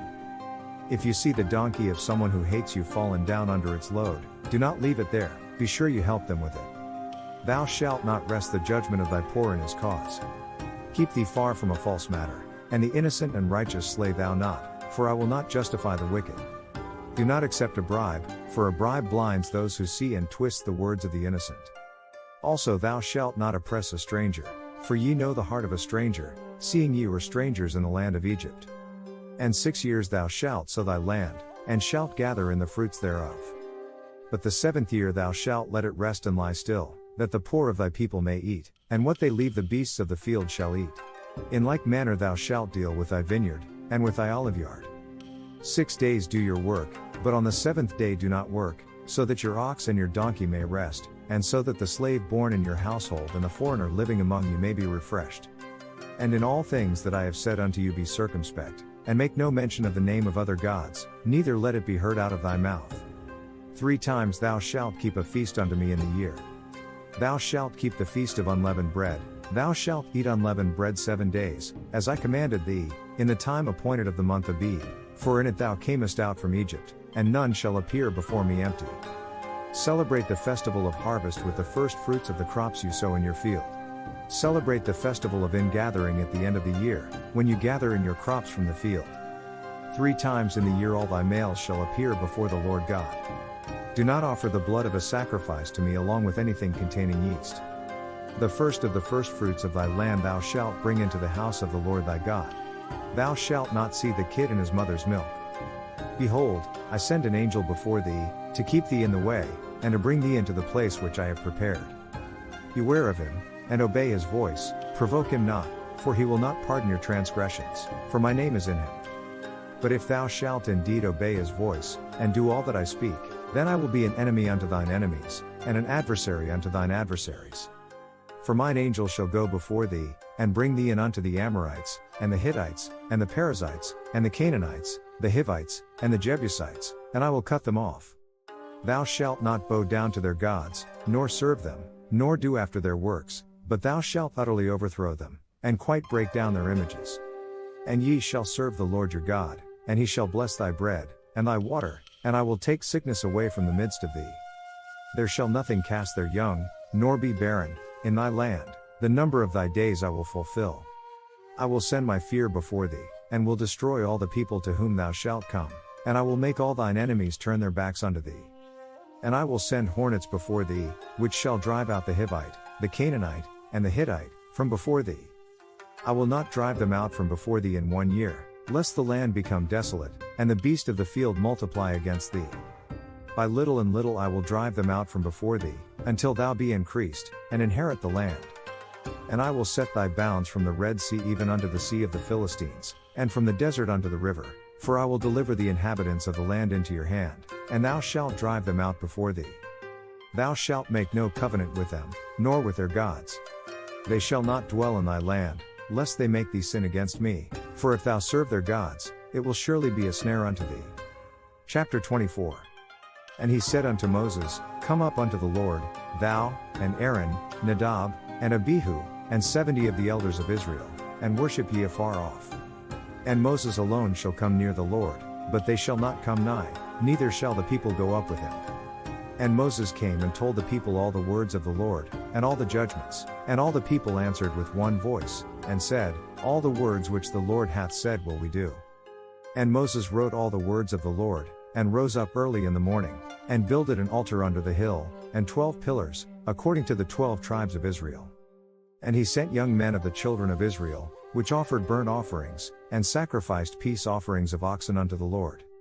And Moses took half of the blood, and put it in basins, and half of the blood he sprinkled on the altar. And he took the book of the covenant, and read in the audience of the people, and they said, All that the Lord hath said will we do, and be obedient. And Moses took the blood, and sprinkled it on the people, and said, Behold the blood of the covenant, which the Lord hath made with you concerning all these words. Then went up Moses, and Aaron, Nadab, and Abihu, and 70 of the elders of Israel. And they saw the God of Israel, and there was under his feet as it were a paved work of a sapphire stone, and as it were the body of heaven in his clearness. And upon the nobles of the children of Israel he laid not his hand, also they saw God, and did eat and drink. And the Lord said unto Moses, Come up to me into the mount, and be there, and I will give thee tables of stone, and a law, and commandments which I have written, that thou mayest teach them. And Moses rose up, and his minister Joshua, and Moses went up into the mount of God. And he said unto the elders, Tarry ye here for us, until we come again unto you. And, behold, Aaron and Hur are with you. If any man have any matters to do, let him come unto them. And Moses went up into the mount, and a cloud covered the mount. And the glory of the Lord abode upon Mount Sinai, and the cloud covered it 6 days, and the 7th day he called unto Moses out of the midst of the cloud. And the sight of the glory of the Lord was like devouring fire on the top of the mount in the eyes of the children of Israel. And Moses went into the midst of the cloud, and gat him up into the mount, and Moses was in the mount 40 days and 40 nights. Chapter 25. And the Lord spake unto Moses, saying, Speak unto the children of Israel, that they bring me an offering, of every man that giveth it willingly with his heart ye shall take my offering. And this is the offering which ye shall take of them, gold, and silver, and brass, and blue, and purple, and scarlet, and fine linen, and goat's hair, and ram skins dyed red, and badger skins, and shittim wood. Oil for the light, spices for anointing oil, and for sweet incense. Onyx stones, and stones to be set in the ephod, and in the breastplate. And let them make me a sanctuary, that I may dwell among them. According to all that I show thee, after the pattern of the tabernacle, and the pattern of all the instruments thereof, even so shall ye make it.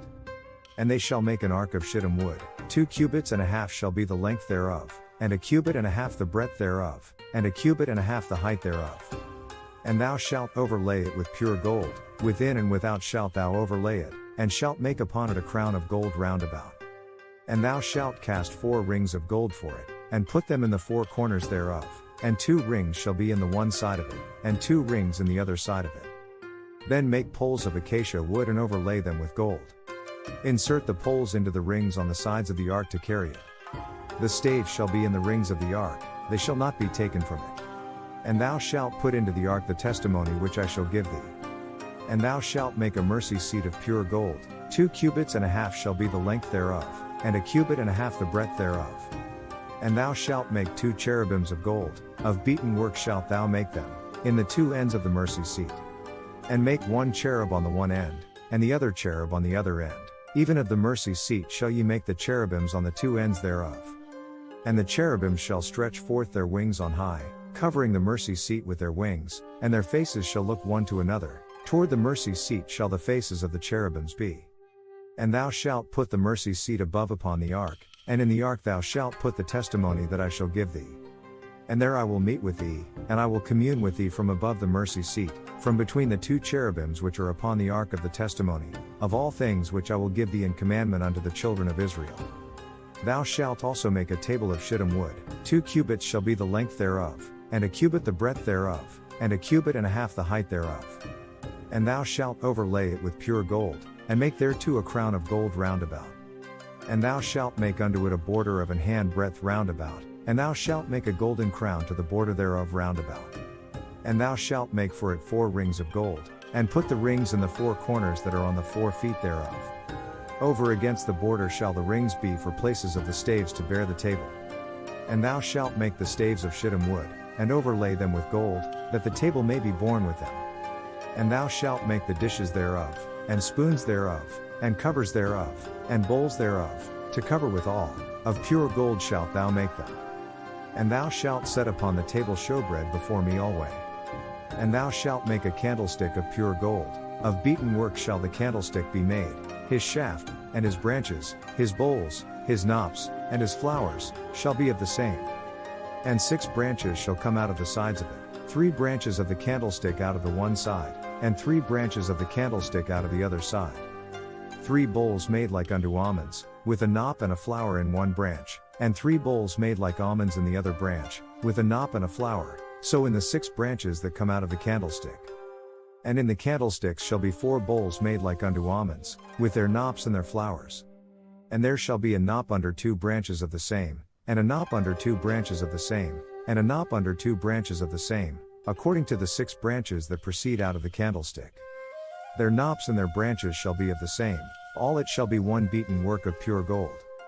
Make 7 of these lamps for the table. Arrange the lamps so they throw their light out in front. Make the candle snuffers and trays out of pure gold. Use a 75-pound brick of pure gold to make the lampstand and its accessories. See that you make them according to the pattern shown you on the mountain.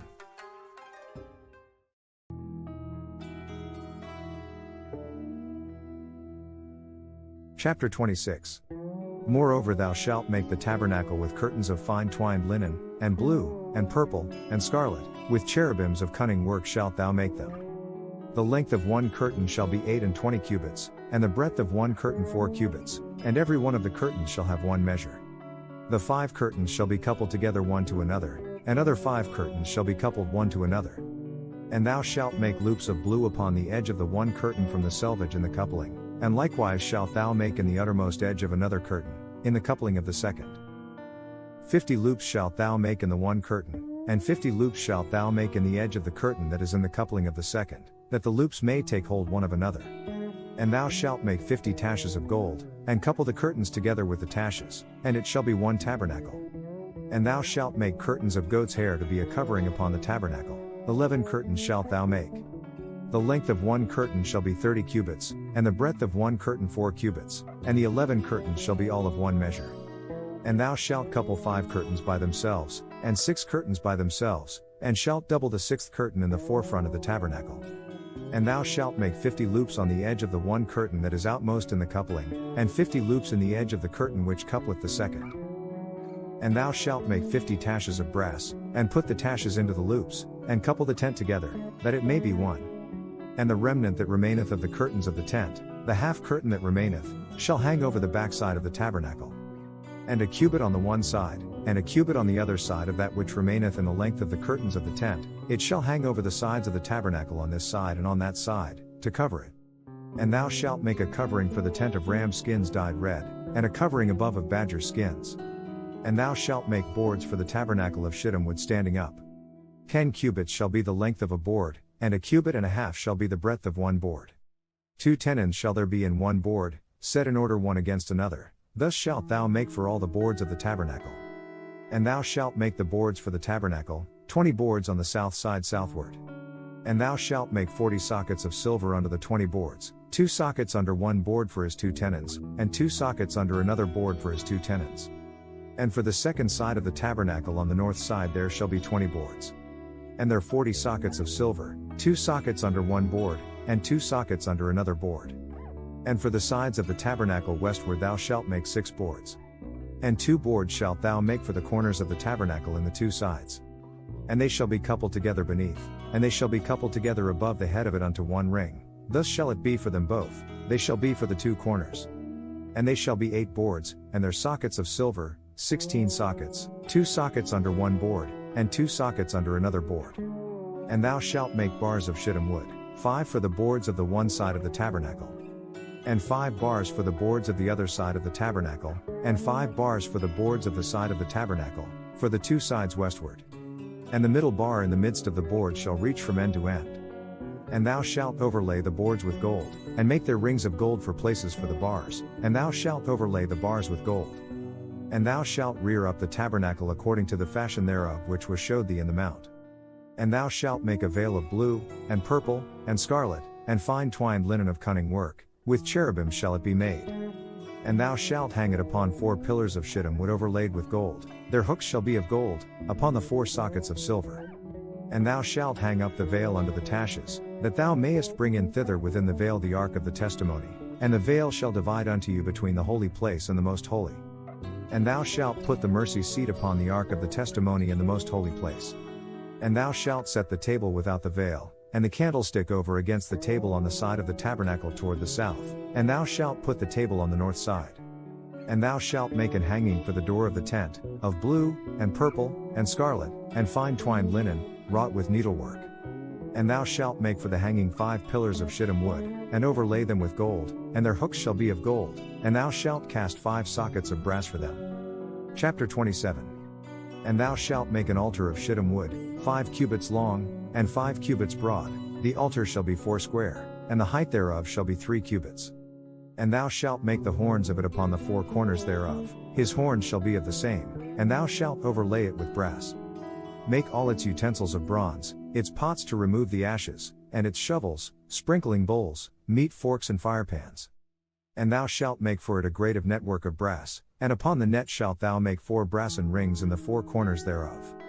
And thou shalt put it under the compass of the altar beneath, that the net may be even to the midst of the altar. And thou shalt make staves for the altar, staves of shittim wood, and overlay them with brass. And the staves shall be put into the rings, and the staves shall be upon the 2 sides of the altar, to bear it. Hollow with boards shalt thou make it, as it was showed thee in the mount, so shall they make it. And thou shalt make the court of the tabernacle. For the south side southward there shall be hangings for the court of fine twined linen of 100 cubits long for one side. And the 20 pillars thereof and their 20 sockets shall be of brass, the hooks of the pillars and their fillets shall be of silver. And likewise for the north side in length there shall be hangings of 100 cubits long, and his 20 pillars and their 20 sockets of brass, the hooks of the pillars and their fillets of silver.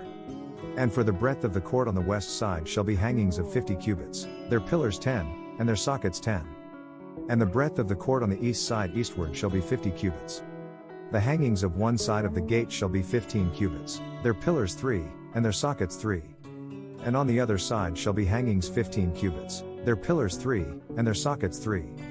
And for the gate of the court shall be an hanging of 20 cubits, of blue, and purple, and scarlet, and fine twined linen, wrought with needlework, and their pillars shall be 4, and their sockets 4. All the pillars round about the court shall be filleted with silver, their hooks shall be of silver, and their sockets of brass. The length of the court shall be 100 cubits, and the breadth 50 everywhere, and the height 5 cubits of fine twined linen, and their sockets of brass. All the vessels of the tabernacle and all the service thereof, and all the pins thereof, and all the pins of the court, shall be of brass. And thou shalt command the children of Israel, that they bring thee pure oil olive beaten for the light, to cause the lamp to burn always. In the tabernacle of the congregation without the veil, which is before the testimony, Aaron and his sons shall order it from evening to morning before the Lord. It shall be a statute forever unto their generations on the behalf of the children of Israel. Chapter 28. And take thou unto thee Aaron thy brother, and his sons with him, from among the children of Israel, that he may minister unto me in the priest's office, even Aaron, Nadab, and Abihu, Eleazar and Itamar, Aaron's sons. And thou shalt make holy garments for Aaron thy brother for glory and for beauty. And thou shalt speak unto all that are wise-hearted, whom I have filled with the spirit of wisdom, that they may make Aaron's garments to consecrate him, that he may minister unto me in the priest's office. And these are the garments which they shall make: a breastplate, and an ephod, and a robe, and a broidered coat, a mitre, and a girdle, and they shall make holy garments for Aaron thy brother, and his sons, that he may minister unto me in the priest's office. And they shall take gold, and blue, and purple, and scarlet, and fine linen. And they shall make the ephod of gold, of blue, and of purple, of scarlet, and fine twined linen, with cunning work. It shall have the 2 shoulder pieces thereof joined at the 2 edges thereof, and so it shall be joined together. And the curious girdle of the ephod, which is upon it, shall be of the same, according to the work thereof, even of gold, of blue, and purple, and scarlet, and fine twined linen. And thou shalt take 2 onyx stones, and grave on them the names of the children of Israel. 6 of their names on one stone, and the other 6 names of the rest on the other stone, according to their birth. With the work of an engraver in stone, like the engravings of a signet, shalt thou engrave the 2 stones with the names of the children of Israel. Thou shalt make them to be set in ouches of gold. And thou shalt put the 2 stones upon the shoulders of the ephod for stones of memorial unto the children of Israel, and Aaron shall bear their names before the Lord upon his 2 shoulders for a memorial. And thou shalt make ouches of gold. And 2 chains of pure gold at the ends, of wreathen work shalt thou make them, and fasten the wreathen chains to the ouches. And thou shalt make the breastplate of judgment with cunning work. After the work of the ephod thou shalt make it, of gold, of blue, and of purple, and of scarlet, and of fine twined linen, shalt thou make it. foursquare it shall be being doubled, a span shall be the length thereof, and a span shall be the breadth thereof. And thou shalt set in its settings of stones, even 4 rows of stones. The first row shall be a sardius, a topaz, and a carbuncle, this shall be the first row. And the second row shall be an emerald, a sapphire, and a diamond. And the third row a ligure, an agate, and an amethyst. And the fourth row a beryl, and an onyx, and a jasper, they shall be set in gold in their enclosings. And the stones shall be with the names of the children of Israel, 12, according to their names, like the engravings of a signet, every one with his name shall they be according to the 12 tribes. And thou shalt make upon the breastplate chains at the ends of wreathen work of pure gold. And thou shalt make upon the breastplate 2 rings of gold, and shalt put the 2 rings on the 2 ends of the breastplate. And thou shalt put the 2 wreathen chains of gold in the 2 rings which are on the ends of the breastplate. And the other 2 ends of the 2 wreathen chains thou shalt fasten in the 2 ouches, and put them on the shoulder pieces of the ephod before it. And thou shalt make 2 rings of gold, and thou shalt put them upon the 2 ends of the breastplate in the border thereof, which is in the side of the ephod inward. And 2 other rings of gold thou shalt make, and shalt put them on the 2 sides of the ephod underneath, toward the forepart thereof, over against the other coupling thereof, above the curious girdle of the ephod. The rings of the breastpiece are to be tied to the rings of the ephod with blue cord, connecting it to the waistband, so that the breastpiece will not swing out from the ephod. And Aaron shall bear the names of the children of Israel in the breastplate of judgment upon his heart, when he goeth in unto the holy place, for a memorial before the Lord continually. And thou shalt put in the breastplate of judgment the Urim and the Thummim, and they shall be upon Aaron's heart, when he goeth in before the Lord, and Aaron shall bear the judgment of the children of Israel upon his heart before the Lord continually. And thou shalt make the robe of the ephod olive blue, with an opening for the head in its center. There shall be a woven edge like a collar around this opening, so that it will not tear. And beneath upon the hem of it thou shalt make pomegranates of blue, and of purple, and of scarlet, round about the hem thereof, and bells of gold between them round about. A golden bell and a pomegranate, a golden bell and a pomegranate, upon the hem of the robe round about. And it shall be upon Aaron to minister, and his sound shall be heard when he goeth in unto the holy place before the Lord, and when he cometh out, that he die not. And thou shalt make a plate of pure gold, and grave upon it, like the engravings of a signet, holiness to the Lord. And thou shalt put it on a blue lace, that it may be upon the mitre, upon the forefront of the mitre it shall be. And it shall be upon Aaron's forehead, that Aaron may bear the iniquity of the holy things, which the children of Israel shall hallow in all their holy gifts, and it shall be always upon his forehead, that they may be accepted before the Lord. And thou shalt embroider the coat of fine linen, and thou shalt make the mitre of fine linen, and thou shalt make the girdle of needlework. And for Aaron's sons thou shalt make coats, and thou shalt make for them girdles, and bonnets shalt thou make for them, for glory and for beauty. And thou shalt put them upon Aaron thy brother, and his sons with him, and shalt anoint them, and consecrate them, and sanctify them, that they may minister unto me in the priest's office. And thou shalt make them linen breeches to cover their nakedness, from the loins even unto the thighs they shall reach. And they shall be upon Aaron, and upon his sons, when they come in unto the tabernacle of the congregation, or when they come near unto the altar to minister in the holy place, that they bear not iniquity, and die, it shall be a statute forever unto him and his seed after him.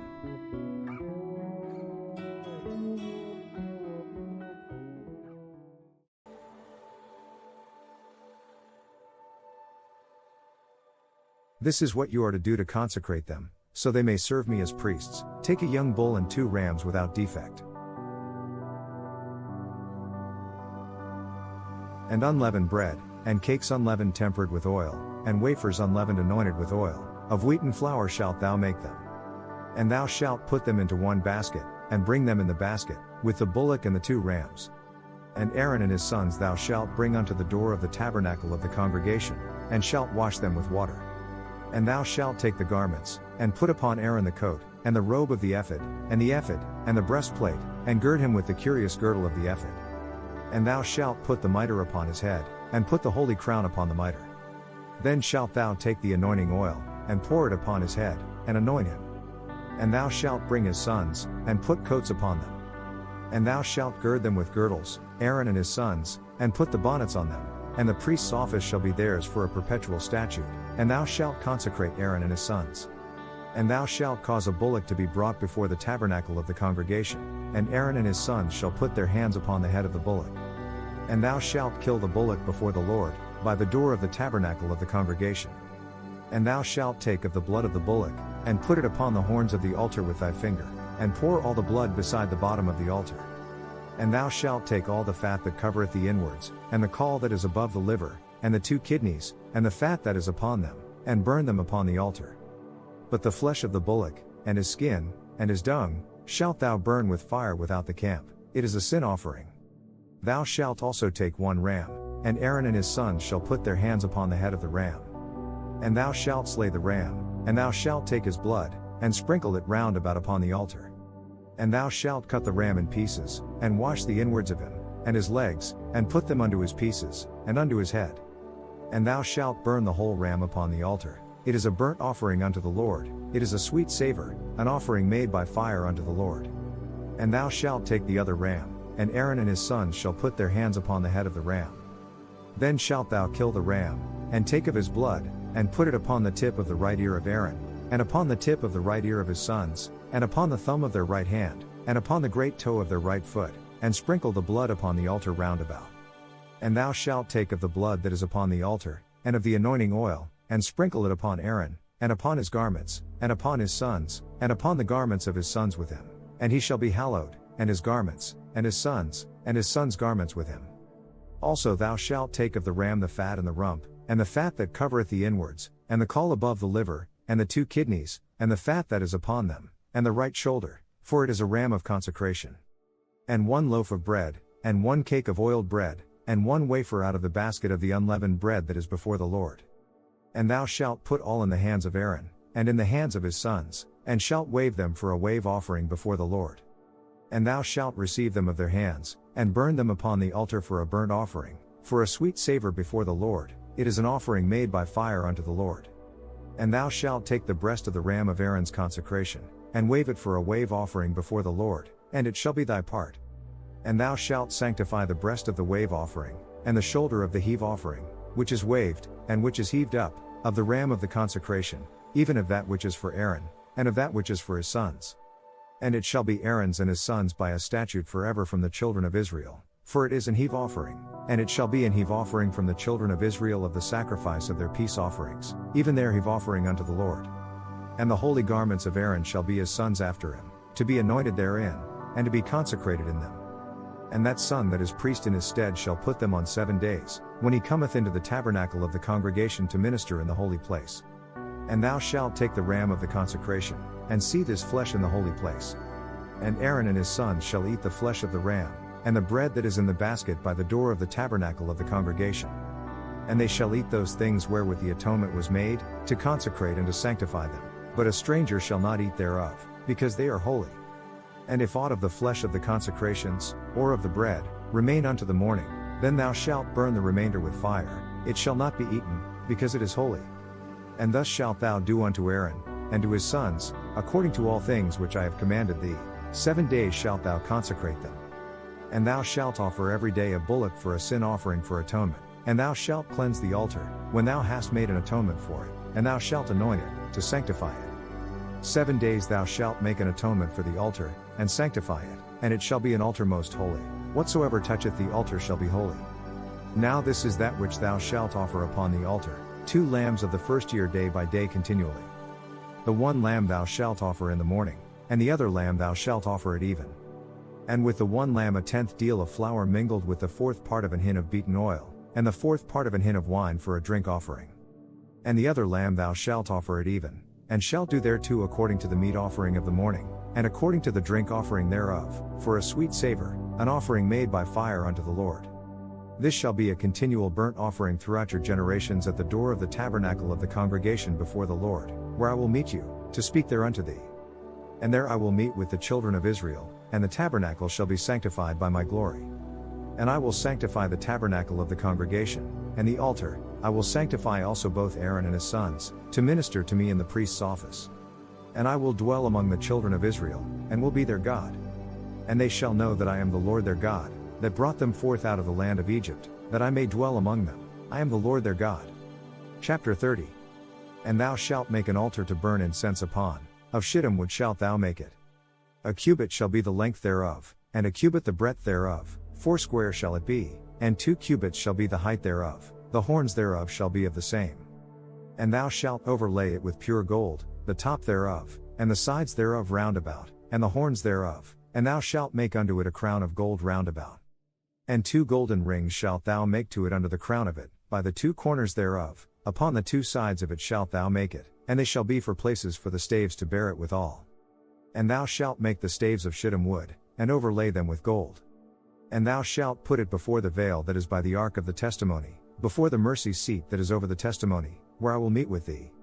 And Aaron shall burn thereon sweet incense every morning. When he dresseth the lamps, he shall burn incense upon it.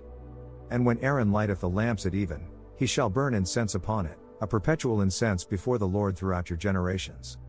Ye shall offer no strange incense thereon, nor burnt sacrifice, nor meat offering, neither shall ye pour drink offering thereon. And Aaron shall make an atonement upon the horns of it once in a year with the blood of the sin offering of atonements. Once in the year shall he make atonement upon it throughout your generations. It is most holy unto the Lord. And the Lord spake unto Moses, saying, When thou takest the sum of the children of Israel after their number, then shall they give every man a ransom for his soul unto the Lord, when thou numberest them, that there be no plague among them, when thou numberest them. This they shall give, every one that passeth among them that are numbered, half a shekel after the shekel of the sanctuary. A shekel is 20 gerahs, and half shekel shall be the offering of the Lord. Every one that passeth among them that are numbered, from 20 years old and above, shall give an offering unto the Lord. The rich shall not give more, and the poor shall not give less than half a shekel, when they give an offering unto the Lord, to make an atonement for your souls. And thou shalt take the atonement money of the children of Israel, and shalt appoint it for the service of the tabernacle of the congregation, that it may be a memorial unto the children of Israel before the Lord, to make an atonement for your souls.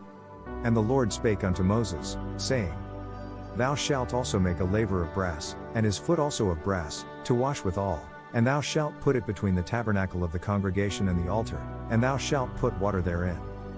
For Aaron and his sons shall wash their hands and their feet thereat.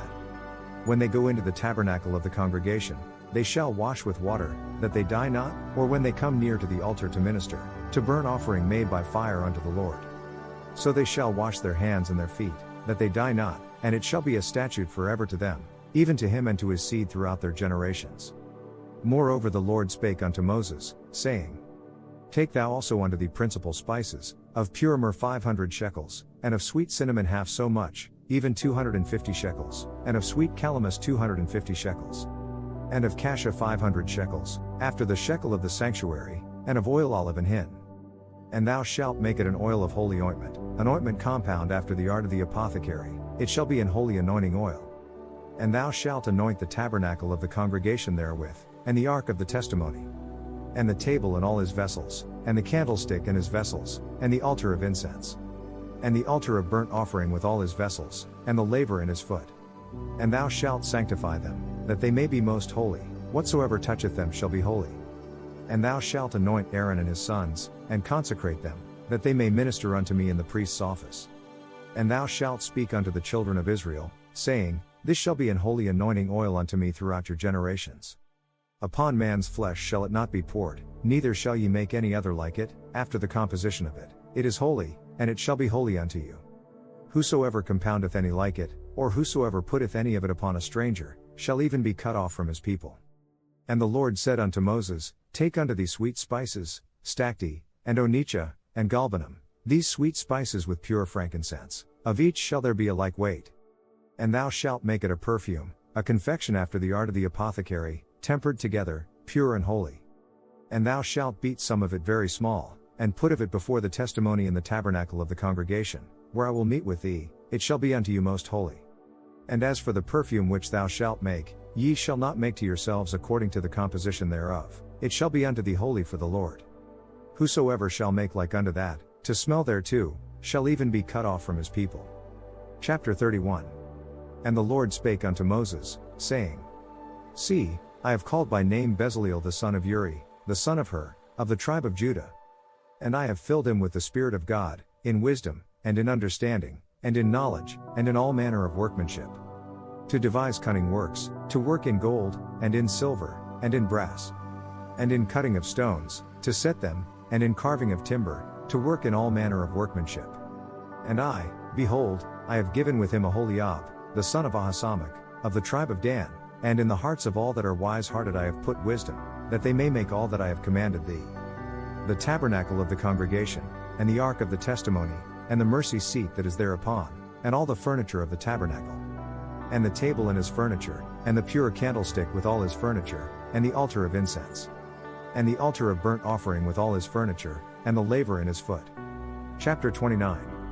And the cloths of service, and the holy garments for Aaron the priest, and the garments of his sons, to minister in the priest's office. And the anointing oil, and sweet incense for the holy place, according to all that I have commanded thee shall they do. And the Lord spake unto Moses, saying, Speak thou also unto the children of Israel, saying, Verily my Sabbaths ye shall keep, for it is a sign between me and you throughout your generations, that ye may know that I am the Lord that doth sanctify you. Ye shall keep the Sabbath therefore, for it is holy unto you. Every one that defileth it shall surely be put to death, for whosoever doeth any work therein, that soul shall be cut off from among his people. 6 days may work be done, but in the seventh is the Sabbath of rest, holy to the Lord. Whosoever doeth any work in the Sabbath day, he shall surely be put to death. Wherefore the children of Israel shall keep the Sabbath, to observe the Sabbath throughout their generations, for a perpetual covenant. It is a sign between me and the children of Israel forever, for in 6 days the Lord made heaven and earth, and on the seventh day he rested, and was refreshed. And he gave unto Moses, when he had made an end of communing with him upon Mount Sinai, 2 tables of testimony, tables of stone, written with the finger of God.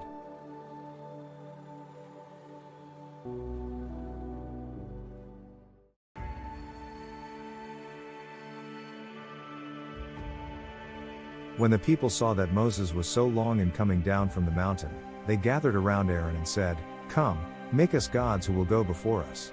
As for this fellow Moses who brought us up out of Egypt, we don't know what has happened to him. And Aaron said unto them, Break off the golden earrings, which are in the ears of your wives, of your sons, and of your daughters, and bring them unto me. And all the people brake off the golden earrings which were in their ears, and brought them unto Aaron. He took what they handed him and made it into an idol cast in the shape of a calf, fashioning it with a tool. Then they said, These are your gods, Israel, who brought you up out of Egypt. And when Aaron saw it, he built an altar before it, and Aaron made proclamation, and said, Tomorrow is a feast to the Lord. And they rose up early on the morrow, and offered burnt offerings, and brought peace offerings, and the people sat down to eat and to drink, and rose up to play. And the Lord said unto Moses, Go, get thee down, for thy people, which thou broughtest out of the land of Egypt, have corrupted themselves. They have turned aside quickly out of the way which I commanded them. They have made them a molten calf, and have worshipped it, and have sacrificed thereunto, and said, These be thy gods, O Israel, which have brought thee up out of the land of Egypt. And the Lord said unto Moses, I have seen this people, and, behold, it is a stiff-necked people. Now therefore let me alone, that my wrath may wax hot against them, and that I may consume them, and I will make of thee a great nation. And Moses besought the Lord his God, and said, Lord, why doth thy wrath wax hot against thy people, which thou hast brought forth out of the land of Egypt with great power, and with a mighty hand? Why should the Egyptians say, It was with evil intent that he brought them out, to kill them in the mountains and to wipe them off the face of the earth? Turn from your fierce anger, relent and do not bring disaster on your people. Remember Abraham, Isaac, and Israel, thy servants, to whom thou sworest by thine own self, and saidst unto them, I will multiply your seed as the stars of heaven, and all this land that I have spoken of will I give unto your seed, and they shall inherit it forever. And the Lord repented of the evil which he thought to do unto his people. And Moses turned, and went down from the mount, and the 2 tables of the testimony were in his hand. The tables were written on both their sides, on the one side and on the other were they written. And the tables were the work of God, and the writing was the writing of God, graven upon the tables. And when Joshua heard the noise of the people as they shouted, he said unto Moses, There is a noise of war in the camp. And he said, It is not the voice of them that shout for mastery, neither is it the voice of them that cry for being overcome, but the noise of them that sing do I hear. And it came to pass, as soon as he came nigh unto the camp, that he saw the calf, and the dancing, and Moses' anger waxed hot, and he cast the tables out of his hands, and brake them beneath the mount. And he took the calf which they had made, and burned it in the fire, and ground it to powder, and strawed it upon the water, and made the children of Israel drink of it. He said to Aaron, What did these people do to you, that you led them into such great sin? And Aaron said, Let not the anger of my Lord wax hot, thou knowest the people, that they are set on mischief. For they said unto me, Make us gods, which shall go before us. For as for this Moses, the man that brought us up out of the land of Egypt, we wot not what is become of him. And I said unto them, Whosoever hath any gold, let them break it off. So they gave it me, then I cast it into the fire, and there came out this calf. And when Moses saw that the people were naked, for Aaron had made them naked unto their shame among their enemies. Then Moses stood in the gate of the camp, and said, Who is on the Lord's side? Let him come unto me. And all the sons of Levi gathered themselves together unto him. And he said unto them, Thus saith the Lord God of Israel, Put every man his sword by his side, and go in and out from gate to gate throughout the camp, and slay every man his brother, and every man his companion, and every man his neighbor. And the children of Levi did according to the word of Moses, and there fell of the people that day about 3,000 men. For Moses had said, Consecrate yourselves today to the Lord, even every man upon his son, and upon his brother, that he may bestow upon you a blessing this day. And it came to pass on the morrow, that Moses said unto the people, Ye have sinned a great sin, and now I will go up unto the Lord, peradventure I shall make an atonement for your sin. And Moses returned unto the Lord, and said, Oh, this people have sinned a great sin, and have made them gods of gold. Yet now, if thou wilt forgive their sin, and if not, blot me, I pray thee, out of thy book which thou hast written. And the Lord said unto Moses, Whosoever hath sinned against me, him will I blot out of my book. Therefore now go, lead the people unto the place of which I have spoken unto thee. Behold, mine angel shall go before thee, nevertheless in the day when I visit I will visit their sin upon them. And the Lord plagued the people, because they made the calf, which Aaron made. Chapter 33. And the Lord said unto Moses, Depart, and go up hence, thou and the people which thou hast brought up out of the land of Egypt, unto the land which I sware unto Abraham, to Isaac, and to Jacob, saying, Unto thy seed will I give it.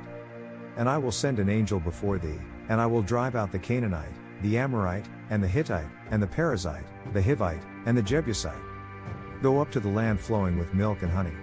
But I will not go with you, because you are a stiff-necked people and I might destroy you on the way. When the people heard these distressing words, they began to mourn and no one put on any ornaments. For the Lord had said to Moses, Tell the Israelites, You are a stiff-necked people.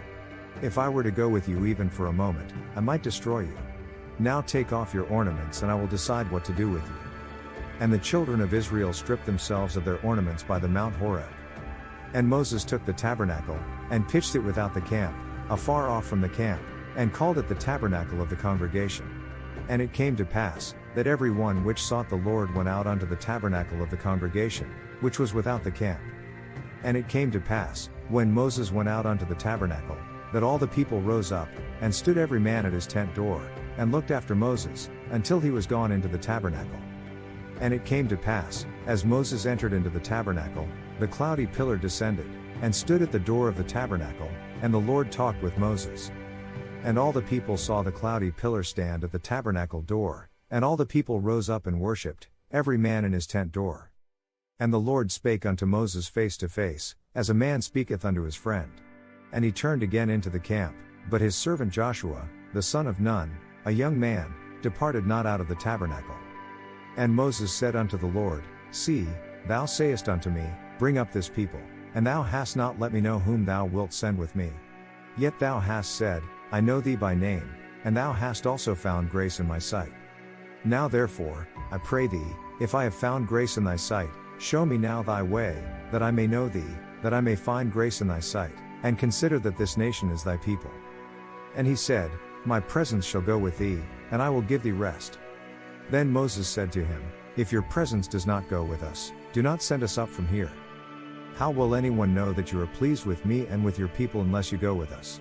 What else will distinguish me and your people from all the other people on the face of the earth?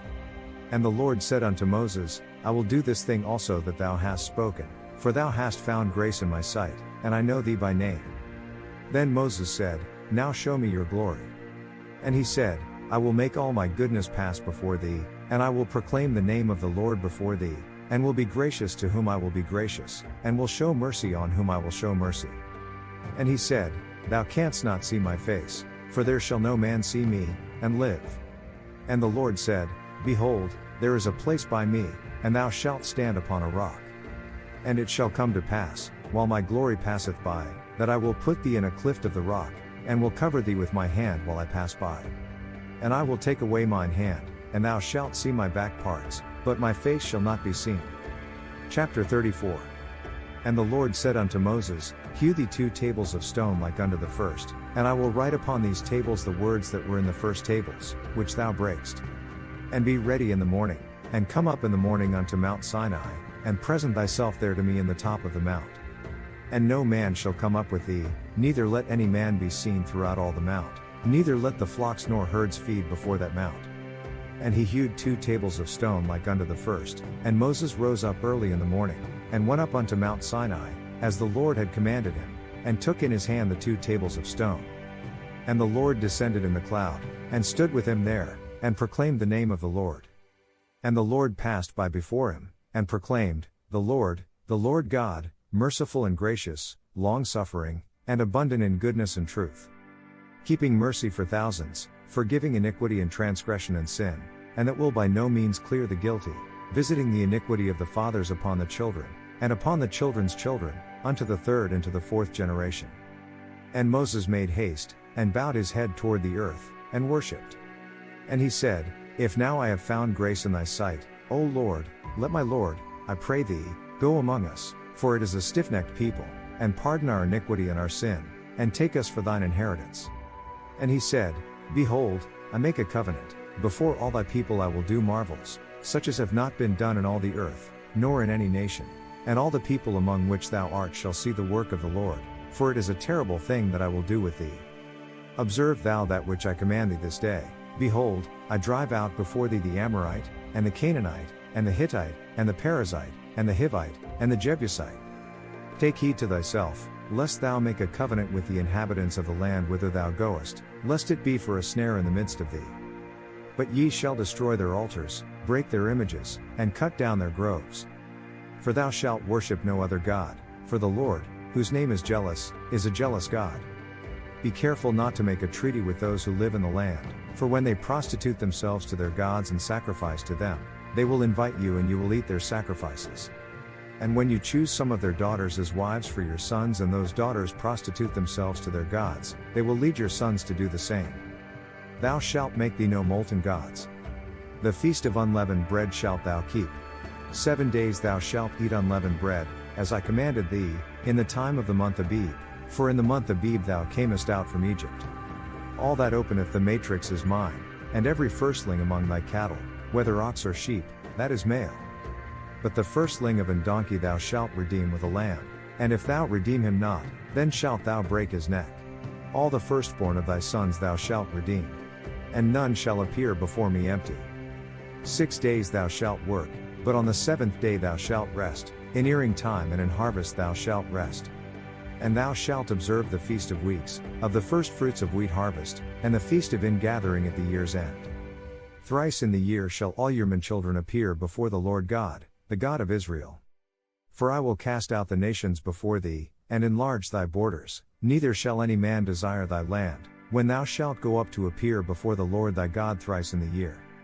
Thou shalt not offer the blood of my sacrifice with leaven, neither shall the sacrifice of the feast of the Passover be left unto the morning.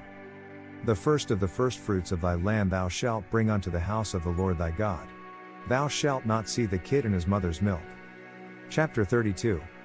And the Lord said unto Moses, Write thou these words, for after the tenor of these words I have made a covenant with thee and with Israel. And he was there with the Lord 40 days and 40 nights, he did neither eat bread, nor drink water. And he wrote upon the tables the words of the covenant, the 10 commandments. When Moses came down from Mount Sinai with the 2 tablets of the covenant law in his hands, he was not aware that his face was radiant because he had spoken with the Lord. When Aaron and all the Israelites saw Moses, his face was radiant, and they were afraid to come near him. And Moses called unto them, and Aaron and all the rulers of the congregation returned unto him, and Moses talked with them. And afterward all the children of Israel came nigh, and he gave them in commandment all that the Lord had spoken with him in Mount Sinai. Until Moses had done speaking with them, he put a veil on his face. But when Moses went in before the Lord to speak with him, he took the veil off, until he came out. And he came out, and spake unto the children of Israel that which he was commanded. And the children of Israel saw the face of Moses, that the skin of Moses' face shone, And Moses put the veil upon his face again, until he went in to speak with him.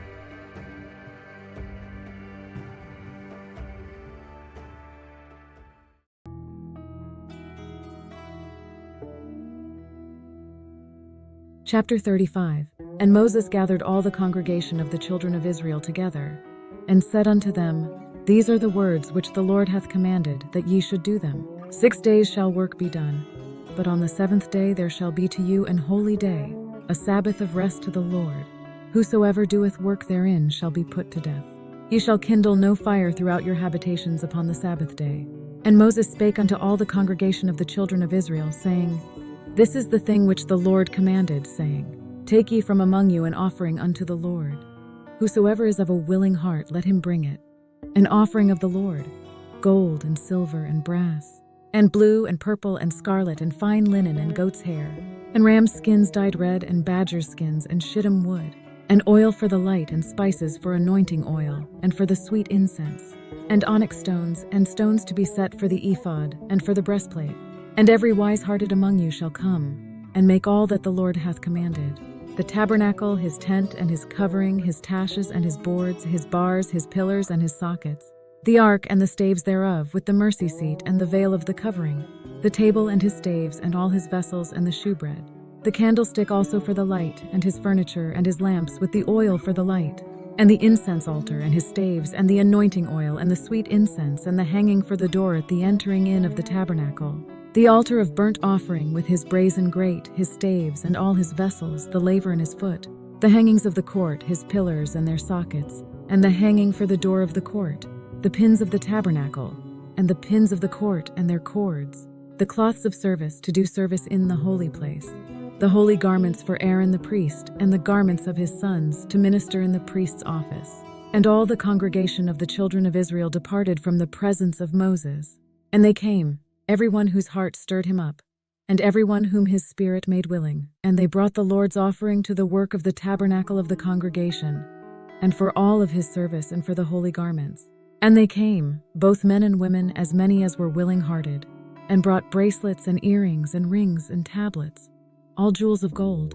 And every man that offered an offering of gold unto the Lord. And every man with whom was found blue and purple and scarlet and fine linen and goat's hair, and red skins of rams and badgers' skins brought them. Every one that did offer an offering of silver and brass brought the Lord's offering. And every man with whom was found shittim wood for any work of the service brought it. And all the women that were wise-hearted did spin with their hands, and brought that which they had spun, both of blue and of purple and of scarlet and of fine linen. And all the women whose hearts stirred them up in wisdom spun goat's hair. And the rulers brought onyx stones, and stones to be set for the ephod and for the breastplate, and spice and oil for the light, and for the anointing oil, and for the sweet incense. The children of Israel brought a willing offering unto the Lord, every man and woman whose heart made them willing to bring for all manner of work, which the Lord had commanded to be made by the hand of Moses. Then Moses said to the Israelites, See, the Lord has chosen Bezalel son of Uri, the son of Hur, of the tribe of Judah, and he hath filled him with the Spirit of God, in wisdom, in understanding, and in knowledge, and in all manner of workmanship, to make artistic designs for work in gold, silver, and bronze, and in the cutting of stones to set them, and in carving of wood, to make any manner of cunning work. And he hath put in his heart that he may teach, both he and Aholiab the son of Ahisamach of the tribe of Dan. He has filled them with skill to do all kinds of work as engravers, designers, embroiderers in blue, purple, and scarlet yarn, and fine linen, and weavers, all of them skilled workers and designers. Chapter 36. Then wrought Bezaleel and Aholiab, and every wise-hearted man, in whom the Lord put wisdom and understanding to know how to work all manner of work for the service of the sanctuary, according to all that the Lord had commanded. And Moses called Bezaleel and Aholiab, and every wise-hearted man, in whose heart the Lord had put wisdom, even every one whose heart stirred him up to come unto the work to do it. And they received of Moses all the offering, which the children of Israel had brought for the work of the service of the sanctuary, to make it withal. And they brought yet unto him free offerings every morning. So all the skilled workers who were doing all the work on the sanctuary left what they were doing. And they spake unto Moses, saying, The people bring much more than enough for the service of the work, which the Lord commanded to make. And Moses gave commandment, and they caused it to be proclaimed throughout the camp, saying, Let neither man nor woman make any more work for the offering of the sanctuary.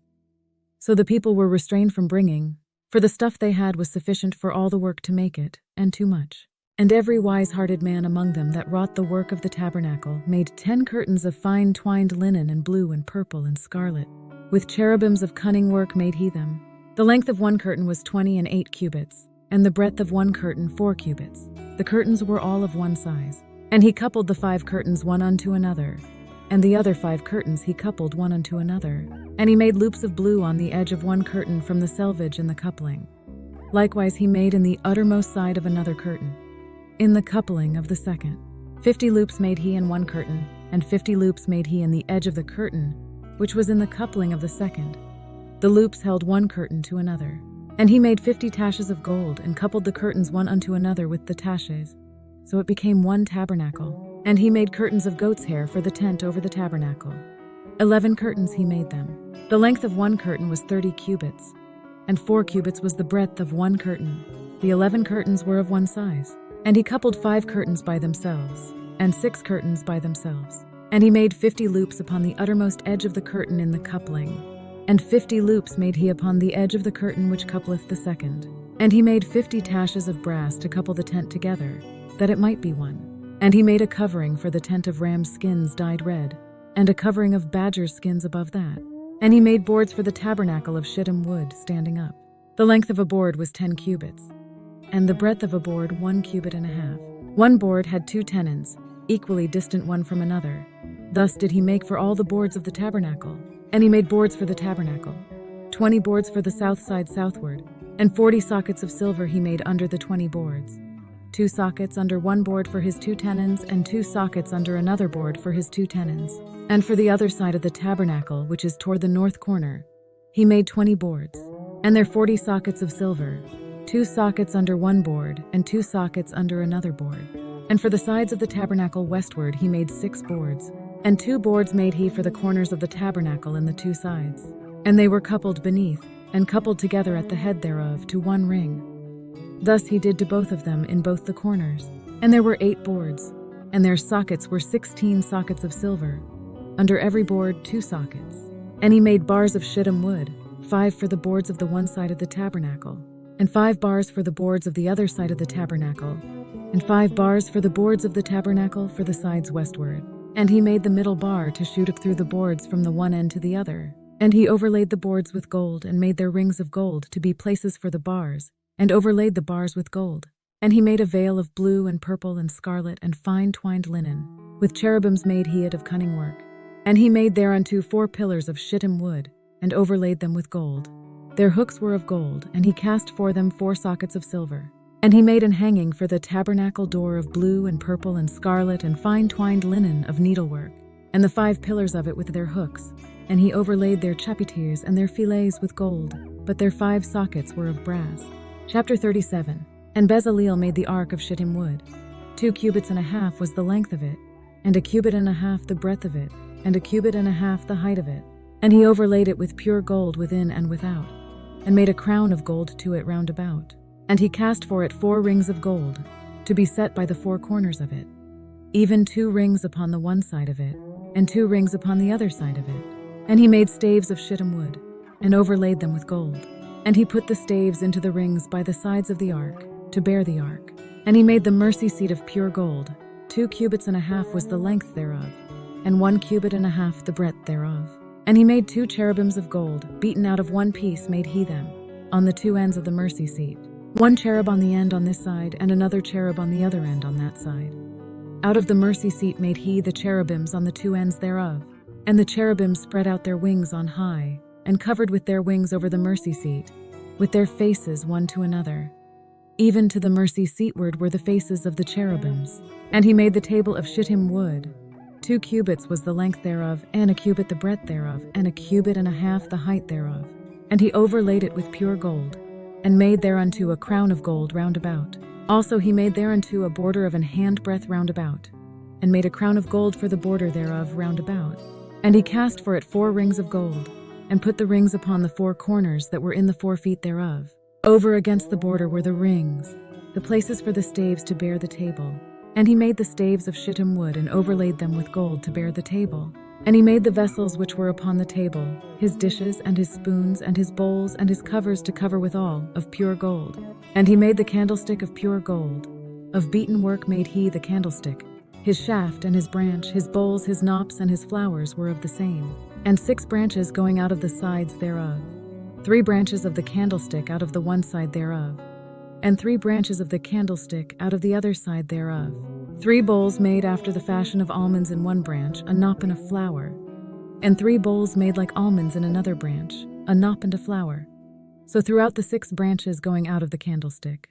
And in the candlestick were 4 bowls made like almonds, his knops and his flowers. And a knop under 2 branches of the same, and a knop under 2 branches of the same, and a knop under 2 branches of the same according to the 6 branches going out of it. Their knops and their branches were of the same. All of it was one beaten work of pure gold. And he made his 7 lamps and his snuffers and his snuff dishes of pure gold. Of a talent of pure gold made he it, and all the vessels thereof. And he made the incense altar of shittim wood. The length of it was a cubit, and the breadth of it a cubit. It was 4 square, and 2 cubits was the height of it. The horns thereof were of the same. And he overlaid it with pure gold, both the top of it and the sides thereof round about, and the horns of it. Also he made unto it a crown of gold round about. And he made 2 rings of gold for it under the crown thereof, by the 2 corners of it upon the 2 sides thereof, to be places for the staves to bear it withal. And he made the staves of shittim wood, and overlaid them with gold. And he made the holy anointing oil, and the pure incense of sweet spices, according to the work of the apothecary.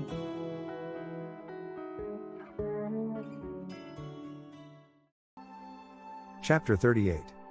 And he made the altar of burnt offering of shittim wood. 5 cubits was the length thereof, and 5 cubits the breadth thereof. It was 4 square, and 3 cubits the height thereof. And he made the horns thereof on the 4 corners of it. The horns thereof were of the same, and he overlaid it with brass. And he made all the vessels of the altar, the pots, and the shovels, and the basins, and the flesh hooks, and the firepans, all the vessels thereof made he of brass. And he made for the altar a brassen grate of network under the compass thereof beneath unto the midst of it. And he cast 4 rings for the 4 ends of the grate of brass, to be places for the staves. And he made the staves of shittim wood, and overlaid them with brass. And he put the staves into the rings on the sides of the altar, to bear it withal. He made the altar hollow with boards.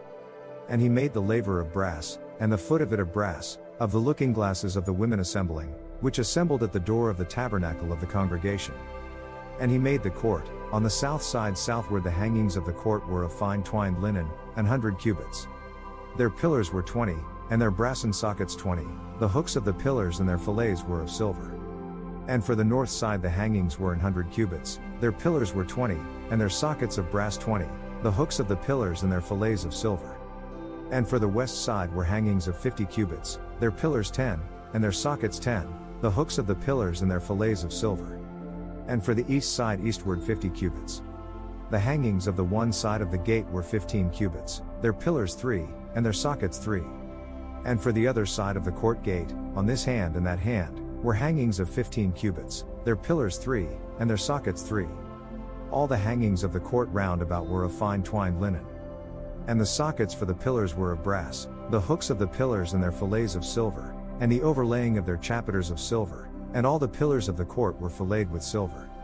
And the hanging for the gate of the court was needlework, of blue, and purple, and scarlet, and fine twined linen, and 20 cubits was the length, and the height and the breadth was 5 cubits, answerable to the hangings of the court. And their pillars were 4, and their sockets of brass 4, their hooks of silver, and the overlaying of their chapiters and their fillets of silver. And all the pins of the tabernacle, and of the court round about, were of brass. This is the sum of the tabernacle, even of the tabernacle of testimony, as it was counted, according to the commandment of Moses, for the service of the Levites, by the hand of Itamar, son to Aaron the priest. And Bezaleel the son Uri, the son of Hur, of the tribe of Judah, made all that the Lord commanded Moses. And with him was Aholiab, son of Ahisamach, of the tribe of Dan, an engraver, and a cunning workman, and an embroiderer in blue, and in purple, and in scarlet, and fine linen. All the gold that was occupied for the work and all the work of the holy place, even the gold of the offering, was 20 and 9 talents, and 730 shekels, after the shekel of the sanctuary. And the silver of them that were numbered of the congregation was 100 talents, and 1,760 shekels, after the shekel of the sanctuary. A bekah for every man, that is, half a shekel, after the shekel of the sanctuary, for every one that went to be numbered, from 20 years old and upward, for 600,000 and 3,550 men. And of the 100 talents of silver were cast the sockets of the sanctuary, and the sockets of the veil, 100 sockets of the 100 talents, a talent for a socket. And of the 1,775 shekels he made hooks for the pillars, and overlaid their chapiters, and filleted them. And the brass of the offering was 70 talents, and 2,400 shekels. And therewith he made the sockets to the door of the tabernacle of the congregation, and the brassen altar, and the brassen grate for it, and all the vessels of the altar. And the sockets of the court round about, and the sockets of the court gate, and all the pins of the tabernacle, and all the pins of the court round about. Chapter 39. And of the blue, and purple, and scarlet, they made cloths of service, to do service in the holy place, and made the holy garments for Aaron, as the Lord commanded Moses. They made the ephod of gold, and of blue, purple and scarlet yarn, and of finely twisted linen. And they did beat the gold into thin plates, and cut it into wires, to work it in the blue, and in the purple, and in the scarlet, and in the fine linen, with cunning work. They made shoulder pieces for it, to couple it together, by the two edges was it coupled together. And the curious girdle of his ephod, that was upon it, was of the same, according to the work thereof, of gold, blue, and purple, and scarlet, and fine twined linen, as the Lord commanded Moses. And they wrought onyx stones enclosed in ouches of gold, graven, as signets are graven, with the names of the children of Israel. And he put them on the shoulders of the ephod, that they should be stones for a memorial to the children of Israel, as the Lord commanded Moses. They fashioned the breastpiece, the work of a skilled craftsman. They made it like the ephod, of gold, and of blue, purple and scarlet yarn, and of finely twisted linen. It was 4 square, they made the breastplate double, a span was the length thereof, and a span the breadth thereof, being doubled. And they set in it 4 rows of stones, the first row was a sardius, a topaz, and a carbuncle, this was the first row. And the second row, an emerald, a sapphire, and a diamond. And the third row, a ligure, an agate, and an amethyst. And the fourth row, a beryl, an onyx, and a jasper, they were enclosed in ouches of gold in their enclosings. And the stones were according to the names of the children of Israel, 12, according to their names, like the engravings of a signet, every one with his name, according to the 12 tribes. And they made upon the breastplate chains at the ends, of wreathen work of pure gold.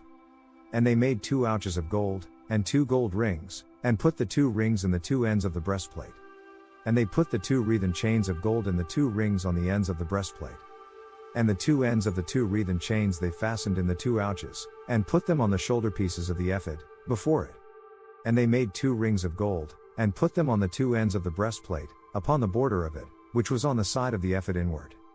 And they made 2 other golden rings, and put them on the 2 sides of the ephod underneath, toward the forepart of it, over against the other coupling thereof, above the curious girdle of the ephod. And they did bind the breastplate by his rings unto the rings of the ephod with a lace of blue, that it might be above the curious girdle of the ephod, and that the breastplate might not be loosed from the ephod, as the Lord commanded Moses. And he made the robe of the ephod of woven work, all of blue, with an opening in the center of the robe like the opening of a collar, and a band around this opening, so that it would not tear. And they made upon the hems of the robe pomegranates of blue, and purple, and scarlet, and twined linen. And they made bells of pure gold, and put the bells between the pomegranates upon the hem of the robe, round about between the pomegranates. A bell and a pomegranate, a bell and a pomegranate, round about the hem of the robe to minister in, as the Lord commanded Moses. And they made coats of fine linen of woven work for Aaron, and for his sons. And a mitre of fine linen, and goodly bonnets of fine linen, and linen breeches of fine twined linen. And a girdle of fine twined linen, and blue, and purple, and scarlet, of needlework, as the Lord commanded Moses. And they made the plate of the holy crown of pure gold, and wrote upon it a writing, like to the engravings of a signet, holiness to the Lord. And they tied unto it a lace of blue, to fasten it on high upon the mitre, as the Lord commanded Moses. Thus was all the work of the tabernacle of the tent of the congregation finished, and the children of Israel did according to all that the Lord commanded Moses, so did they. And they brought the tabernacle unto Moses, the tent, and all his furniture, his taches, his boards, his bars, and his pillars, and his sockets. And the covering of ram skins dyed red, and the covering of badger skins, and the veil of the covering. The ark of the testimony, and the staves thereof, and the mercy seat. The table, and all the vessels thereof, and the showbread. The pure candlestick, with the lamps thereof, even with the lamps to be set in order, and all the vessels thereof, and the oil for light. And the golden altar, and the anointing oil, and the sweet incense, and the hanging for the tabernacle door. The brassen altar, and his grate of brass, his staves, and all his vessels, the laver and his foot. The hangings of the court, his pillars, and his sockets, and the hanging for the court gate, his cords, and his pins, and all the vessels of the service of the tabernacle, for the tent of the congregation. The cloths of service to do service in the holy place, and the holy garments for Aaron the priest, and his sons' garments, to minister in the priest's office. According to all that the Lord commanded Moses, so the children of Israel made all the work. And Moses did look upon all the work, and, behold, they had done it as the Lord had commanded, even so had they done it, and Moses blessed them. Chapter 40. And the Lord spake unto Moses, saying, On the first day of the first month shalt thou set up the tabernacle of the tent of the congregation. And thou shalt put therein the ark of the testimony, and cover the ark with a veil. And thou shalt bring in the table, and set in order the things that are to be set in order upon it, and thou shalt bring in the candlestick, and light the lamps thereof. And thou shalt set the altar of gold for the incense before the ark of the testimony, and put the hanging of the door to the tabernacle. And thou shalt set the altar of the burnt offering before the door of the tabernacle of the tent of the congregation. And thou shalt set the laver between the tent of the congregation and the altar, and shalt put water therein. And thou shalt set up the court round about, and hang up the hanging at the court gate. And thou shalt take the anointing oil, and anoint the tabernacle, and all that is therein, and shalt hallow it, and all the vessels thereof, and it shall be holy. And thou shalt anoint the altar of the burnt offering, and all his vessels, and sanctify the altar, and it shall be an altar most holy. And thou shalt anoint the laver in his foot, and sanctify it. And thou shalt bring Aaron and his sons unto the door of the tabernacle of the congregation, and wash them with water. And thou shalt put upon Aaron the holy garments, and anoint him, and sanctify him, that he may minister unto me in the priest's office.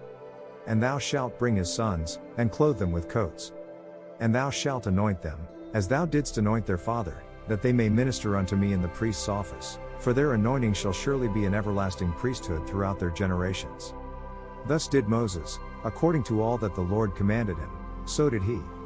And it came to pass in the first month in the second year, on the first day of the month, that the tabernacle was reared up. And Moses reared up the tabernacle, and fastened his sockets, and set up the boards thereof, and put in the bars thereof, and reared up his pillars. And he spread abroad the tent over the tabernacle, and put the covering of the tent above upon it, as the Lord commanded Moses. And he took and put the testimony into the ark, and set the staves on the ark, and put the mercy seat above upon the ark.